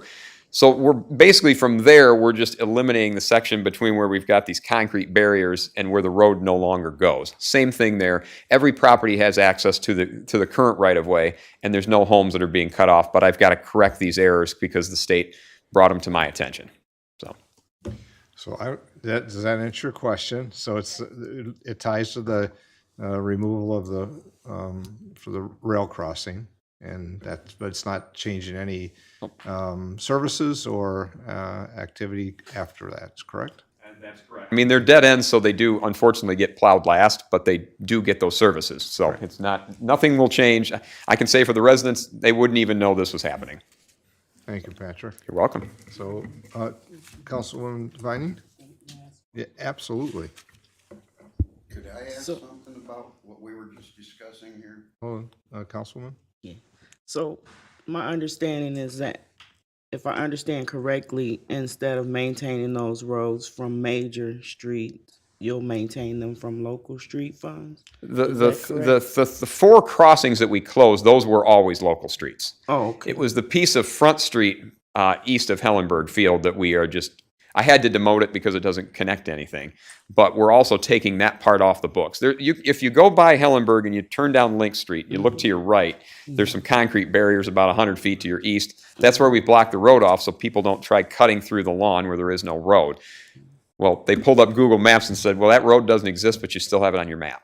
So considering the fact that we've talked so much about developing in that area, and considering the fact that that neighborhood is pretty much closed in by all these roads being blocked off at the railroad crossing, what would happen if we decided to open up one of those roads or reconfigure? At this point, well, the chief concern at this point would be we'd have to open them up safely, which means that the state would have to be able to properly signalize those. And that was the concern before and that's why the 5th, 6th, Humphrey, and Franklin are all closed and the others are open, because those tee into Kentucky. And because of how close the line with Kentucky is, there's not room to put signalization between the tracks and Kentucky Avenue. It's within the clearance of the rail cars. So it would have, in order to reopen a closed crossing, that would have to be done according to the current standards, which means we'd have to have lights and gates on the line, and there probably wouldn't be room to do it without making some further changes on Kentucky Avenue. We'd long thought over the years that eventually we'd try to open something up to the south, like through the former DPS property, by maybe swinging a crossing and coming in more like a 90-degree angle. But as of right now, that would still involve considerable amount of construction and some additional property acquisition. So nothing's moved forward on that at this point. We're still hoping, if we are successful at the West Side Underpass, that we'll have some more, I'll say, clout with the funding agencies, that we can make a stronger case for requesting funding for the rail consolidation that has evaded us for the last 40 or 50 years, and finally get rid of that Kentucky line. But for the time being, we'd have to establish it at current standards. So since this item was pulled from a resident or a person here, sir, you had a question? I'll take your question. If you have to get up and say your name first, though, please. And that way, if it's tied to this item, is that correct? Well, yeah, it'd be pertaining to my road. He knows my road. So, but it's, hold on a second. Is it this specific to to this item on the? Opening up roads to make them, I live on Blossom Lane. Okay, private road. so you'll have to wait till the public comment, because it's a different street. It's not the ones that were on the list. Okay, very good. Anything else? Sure. No other questions? So the item was under consent agenda, and now comes before us under council action. Need a motion. Okay.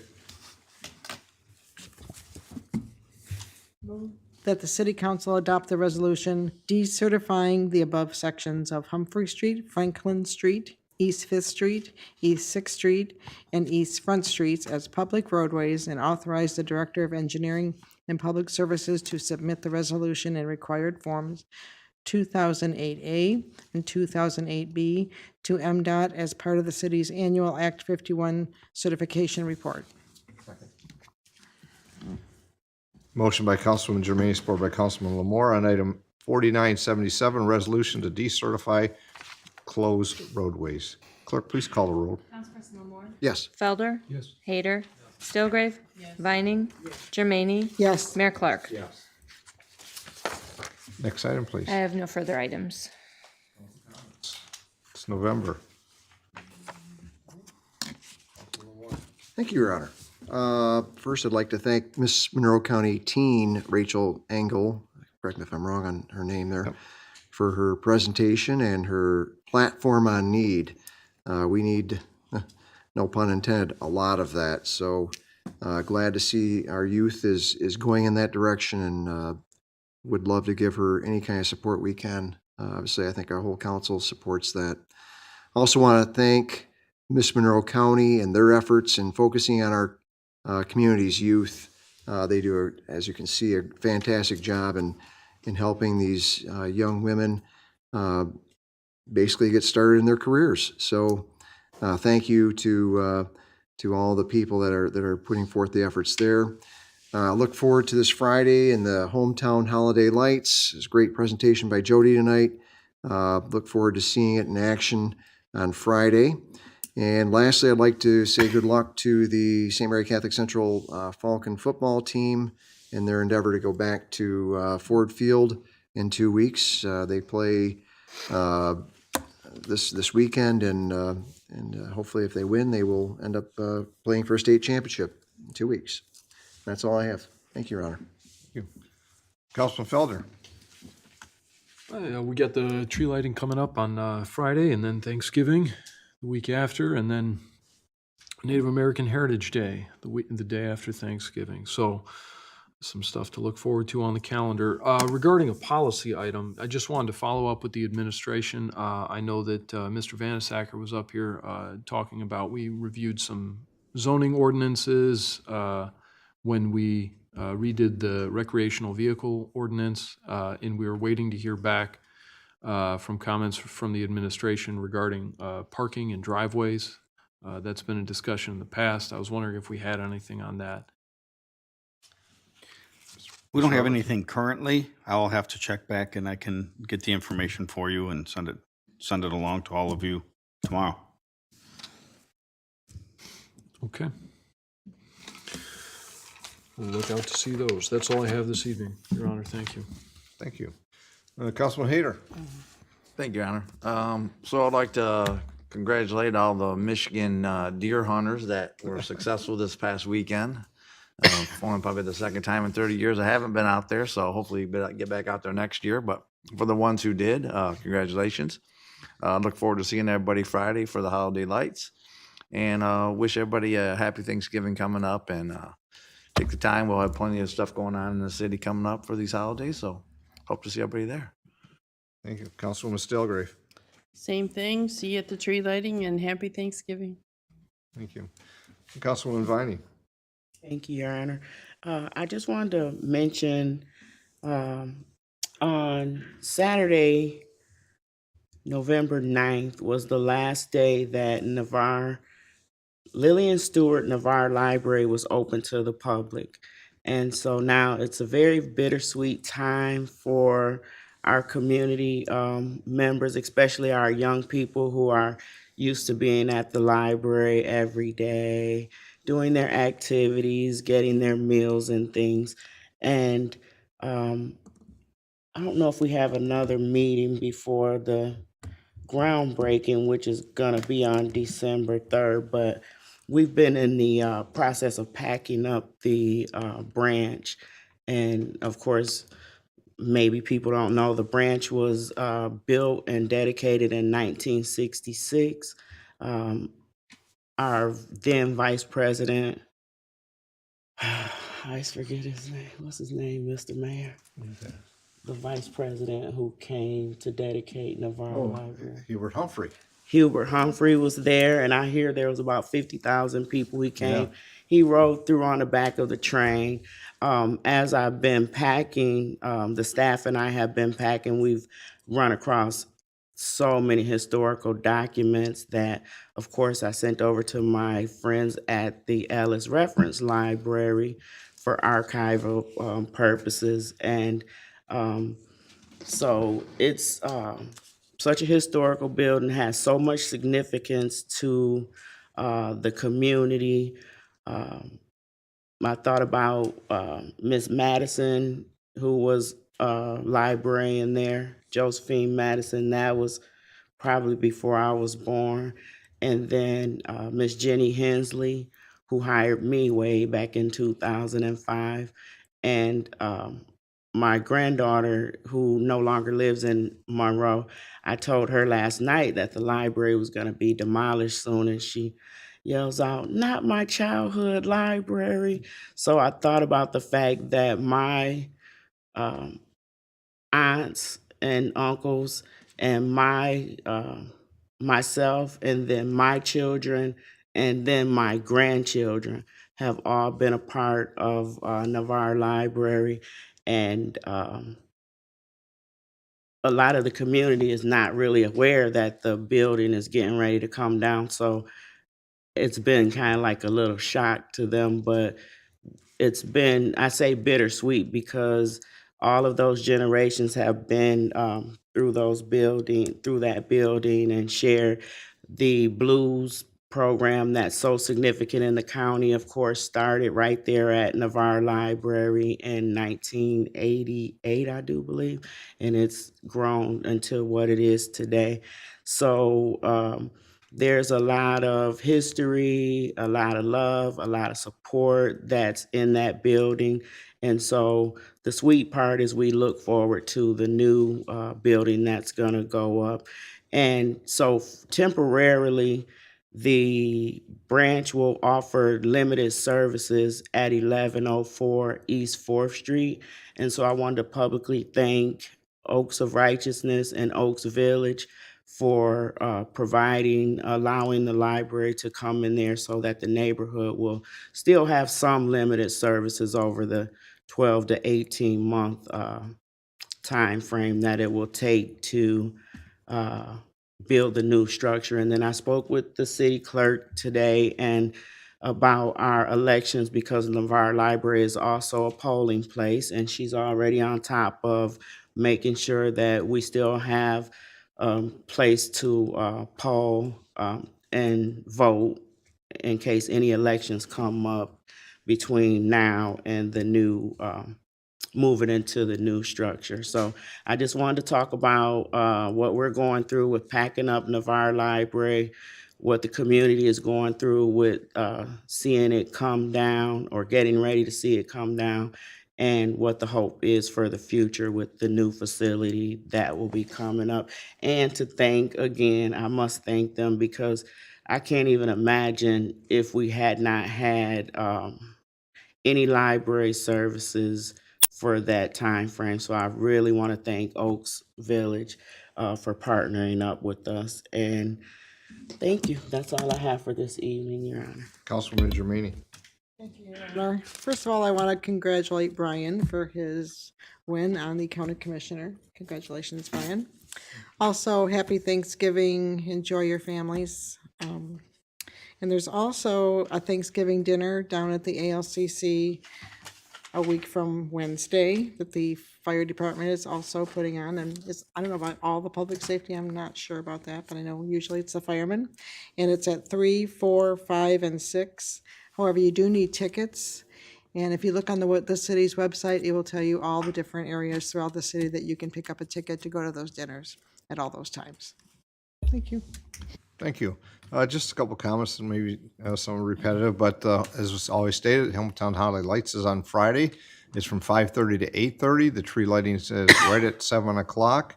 And of course, I appreciate Ms. Egan, Jody's presentation on the Deck the House opportunities to be engaged in your neighborhood and yourselves.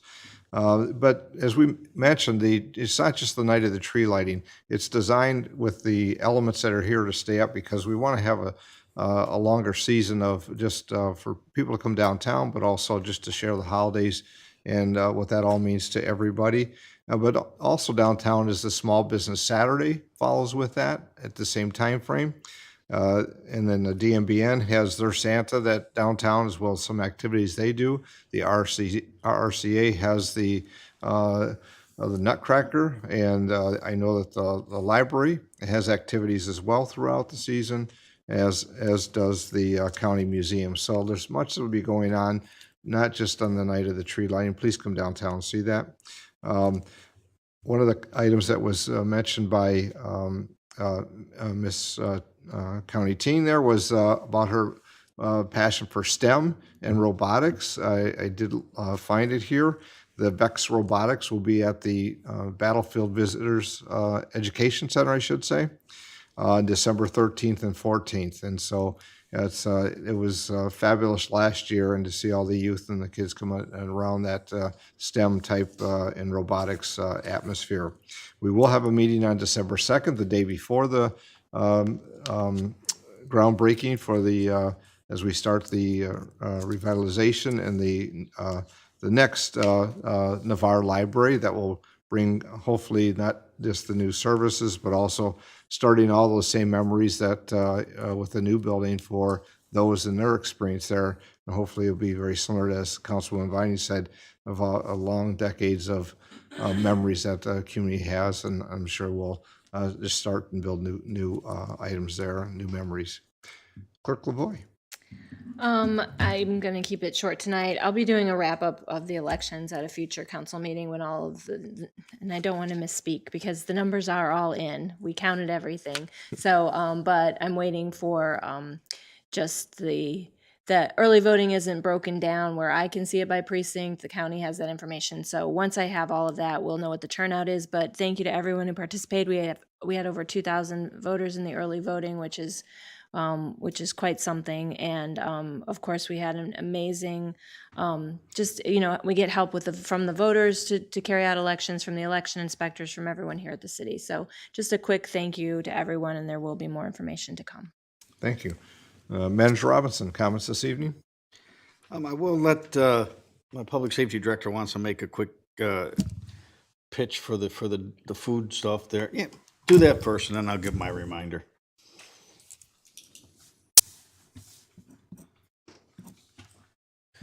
Good evening, Mayor, council members, Clerk Lavoy, Chad Tolstead, Director of Public Safety.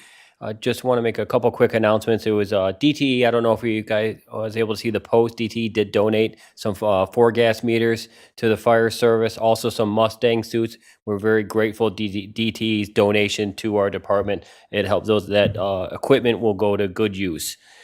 There is a Thanksgiving dinner that's put on annually by the fire division of the Public Safety Department. The local IAFF union pours a lot of money, a lot of time, a lot of energy. I believe Councilwoman Stalegrave also donated some turkeys and some hams. They've received, many members of the community have donated to this cause. This has been going on for many, many years that they've done this. And that will take place Wednesday, November 27th. And you can get tickets. We'll have a post out on our social media tomorrow night, and you can get tickets, but you're not required to need a ticket to show up and get a meal. Really great. If you need a meal, you want to come out, send some support. Not only do our current firefighters participate in it, but you'll see a lot of retirees come out and still participate that haven't been with us for many, many years, still take part of this time-honored tradition. So we thank you all, and I appreciate the time, City Manager. Also, just a quick reminder. Oh, I'm sorry. Go ahead. The location is changing this year. Oh, yes, thank you, ma'am. It was right on my mind, and I forgot to mention it. It is moved to the Opportunity Center this year at 120 East Chester Street. They've been a great partner with us this year, from when I told by my firefighters that it should be set up very well. Again, go to the if you want more information on it, follow us on social media. It'll be published out there. It was also in our e-newsletter that the city sent out here recently as well. Thank you. Councilwoman, good. Me? Stalegrave? And for this community dinner, we are still taking hams and turkeys. You can bring them to my shop, Deb's, or Amaya's. Thank you. Thank you, Councilwoman. Manager Robinson. And I only have one reminder, just to make sure you have it on your schedules. December 9th at 7 p.m., we will be having a joint meeting with the City Planning Commission as well as City Council to review the draft CIP capital improvement projects at that time. Okay. Very good. Thank you. That's all I have. Thank you. Next is citizens' comments. If there's any of those present here this evening who wish to make comments, please come forward, state your name and jurisdiction of residence. Now is the time, sir. Thank you. Thank you, Mr. Mayor. Yes. I live on Blossom Lane. Okay, I talked too loud. I'm turning on the mic. Oh, okay. I was saying I'll talk too loud. Okay. My wife and I have concerns with our street in our neighborhood. We have DRM maintenance that moved into the old Crystal Flash facility, and they agreed to maintain our road, okay? It's going on 2 years, I will say now. They maintained it, but it has become the I-75 bypass for all our young kids in the neighborhood to come screaming down our road 50, 60, 70 miles an hour. No care or concern about little kids from the Salvation Army that may run out. What we're wanting is to try and get some signs put up for speed limits, sign put up showing that there are children in the area playing. It would even be great if we could get a street light on it. We know it's a private road. We've been told all this, but why can't the city take it and make it a public road? Because it has become a public thoroughfare with all the traffic that goes up and down it. Even the guys, I tried to catch a car one day. They were doing donuts going down the road. We call for the police to come. Well, if we can't get a plate number, they can't do nothing. As far as the speeding, I had one officer tell me, I can't stop a car because it's a private road. Make it a public road and get it over with. I mean, Well, there's I'm not trying to be smart with you guys, I don't but, take it that way. There is a process for a road to become from private to public. well, that's what I thought about this section here, but my mistake. Yeah, that so. was that, but I see how you made the connection that way. But I mean, that's a conversation with the city manager and Mr. Lewis. There's a long process to do that. It does have impacts of assessments, I believe, and there's other things that occur. If you don't have that information, I'm sure they can put it together to tell you what that process is. We have just a couple private streets within the city, and they're not maintained because they own the street, like whoever's on Blossom Lane. Pretty Well, I much owns owned 50 feet of it, but Yeah. the house next owns 100. The company across the street owns everything to the north end, to Front Street, and everything down to East First Street. If I'm not mistaken, it's going to take a collaboration of those that own properties to be agreeable to that. I know we have another location that there's people that want to have the street, have it paved and get certain other utility services, but they can't. Street light. Right, I they mean, can't- there's people that walk up and down that street all the understand, time, but and it's hard to see them in the dark. As a private street, public dollars from the city, but I'm not saying it can't be done. You need to talk with Mr. Robinson. He'll tell you exactly what needs to be done and what that means. But equally, there are other residents on the lane will have to be supportive as well. Well, there's only 3 houses on it. I mean, it's. But you still have to have a agreement, because otherwise you'd be doing it, and if they're not interested in it, it then causes the conflict beyond the conflict as you currently have. The owners of DRM, the building there, they were talking, they're thinking about selling some of the property around that facility to put up low-income housing. Well, but it still doesn't change. The item is the street currently is a private street. So no, hold on. So I'm just going to give you direction to speak with the administration, Mr. Robinson, and I'm sure that they have the materials they could provide you how that comes to be. I know it's not an item that council can take action on this evening. It's just we don't have that. No, it just, yeah, it's become a city street. I mean, it's just a public thoroughfare, and we can't get no control. We can go out there and yell at the guys and the kids and whoever that's driving like maniacs to quit, but Okay. it's nerve-wracking. Make sure you see Mr. Robinson before you leave. Okay. Thank you. Other comments from those present here? Yes, sir. Your name, please, and then jurisdiction of residence. My name is Stephen Meyer. I live in the city of Monroe, Precinct 1. And I had two items. I was curious, I know we're going to have a vacancy on the city council after the results of this election. And I looked at the ordinances and saw that all it said was that in the event of a vacancy, the city council appoints a new member within 60 days of the vacancy. And I was curious what that process is. Will there be will that be open to the public to apply or something, and then the interview with the council? And then I was just curious if somebody could explain that process. And then the other item was listening to all this stuff about the lights and the Griswold Award. And there's those of us in the city of Monroe that don't celebrate that.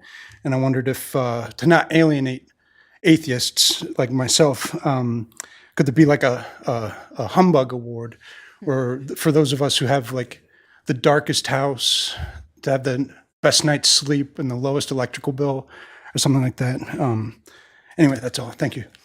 Okay, I'll give you a brief on the first. I'll only start on the second one. Anybody can fill out, go to the site and fill out a desire to be a participant for the reasons in which they see the best that season or that purpose for their own home. So I'm not saying you can't do that. And maybe if you explain the reason why, I guess it would take in consideration those that are looking at it. So I'm not saying that it's not something to be considered. On the first one, so Stephen, you're correct. Come the first of the year, there'll be a vacancy on city council. Councilman Lamore, as was mentioned, was elected as county commissioner, can't serve on both. but he's still here to the end of the year. We've had conversations already with the administration and staff. So you're correct. The charter is pretty clear that it can be appointed by the city council or a special election can be held. Of course, special elections, as the clerk would weigh in on this, I'm sure, it is costly. We've had this happen before. Had it occur during Councilwoman Vining's participation in that, and I don't think maybe I was the only one here when that precinct came vacant. So we did interviews, and it'll be done in a form of here during a special council meeting. It can't be at a work session because you can't make decisions there. It may not be at a regular council meeting because it may consume a lot more time. So looking at possibly a special council meeting that will be either before the regular meeting or on a separate day. That's how we did it in the past. It was before a regular meeting. And the process is those that apply for that have to be residents of the precinct that's being vacated. And that's precinct 5. And they simply, correspondence is going to come out here soon by administration, kind of giving direction exactly how that's going to process. I'll say from a high level, those that submit an interest and meet the requirements to be able to be resident and in the precinct. And there's other items you can't be serve on council if you're indebted to the city, things like that are in our charter elsewhere. So as that is determined of the number of candidates that may be interested in putting in, they would come to the special meeting. There'll be a series of questions. They won't be in the same room at the same time. We'll have it so it's they don't hear the questions before. And at the end, how it's done is the clerk is managing, is like he does all elections. The council members will have a slip of paper that has the names of the candidates that are listed there. The council person and the mayor write a circle or write the name that it is, and you have to sign it, and it gets sent to the clerk, and the clerk then reads the results. Not only the names, but what each person voted for, because it has to be. We wouldn't do it like we do now, where we take votes along the way because somebody would be voting before somebody else. No different than going into the ballot box. You check it off, and then it gets read by the clerk. That's kind of the real broad sense of it, but there will be some communication coming out here at a meeting coming up before the end of the year that the administration will give the details of that. And Councilman Lamore doesn't get the opportunity to weigh in because he can't pick his successor. So it is done with a vacant seat here. I think I'll stop there. I probably said more than I need to, but that's kind of the overview. All right. Other comments from those present here this evening? Yes, sir. Name and jurisdiction of residence. Sure, you want me to give you my name? Sure. Elliot James, 633 Stone Street. I'm not in the councilman's district, so I thought I would be a shoe-in. No, I'm gonna be the old drum, and that's 3rd Street between Winchester and Eastchester that needs to be repaired. And I know that you told me a long time ago that it was in the makings, but I haven't seen any move on it yet. So I would like to ask, is it going to be done, or are we going to have a dirt road that goes through there? Well, I'll give again a large, high overview because as you know, each year the administrator or the staff and Mr. Lewis and others, the manager, drive all the streets and they do a rating for those streets, and they have a street rating report that has come out actually in October, which will list all the streets and how they rated. And then there's a list of on the page. It's out available on the website, and then it says what they are. Then from that, the staff will bring that to the capital improvements projects discussion that council has. And then you may have some recommendations, but in the end, the council will make selections and vote on which streets are funded for next year if they meet the criteria to be the higher ones of need. So that's kind of the process, but your question is, where is it, and really what is it rated, and what's the likelihood of when it'll get done? I guess it would start with the the report, the condition report. There might be some other aspects there if it's, railroads and other things. One of the items we always say is it has a need, there's no question, but if next year we're going to be doing the water line or the sewer line or something like that, obviously, sometimes people wait longer than what the need may be because of that reason. But I don't have any of that information right now. We wait for the staff to give it to us during the capital improvements project, and then the council makes looks at the recommendations and makes the selections of what we're going to be approving for road repairs with the revenues that we have available. So, That's good enough for me, but I'll be back. and if you don't see Mr. Lewis or that, we can find that page for you, the street in which you're talking about, and we'll get that sent to you. Councilwoman Pine, do you have a follow? If I may piggyback off to Mr. Elliott's question. So we've been talking about that little stretch of road now for maybe like 2 years. I vaguely recall a conversation with Mr. Lewis that section was gonna be funded out of some other dollars. I had expected it to be completed Saturday, so maybe could Mr. Lewis please, if he has a recollection of that conversation? Because I'm thinking that we talked about that being funded out of something else. And I just want to be clear that I'm not thinking wrong. Manager Robinson, do you know, or? I don't know about any special funding for that, but I did drive the roads this year with, and the section of road that he is speaking about, yes, there is deterioration on the road, but the majority of the deterioration is actually in the parking lanes of that road. And there might be some major determination when we go to do that road of shrinking the distance in that road a little bit because of the use in the parking. But the actual drive lanes, there are roads in the city that are actually are much more degraded than that section of roadway. But like we said, we're developing a scale. The scale's developed based on the amount of traffic and based on the condition of the road and, all of that. And you are correct.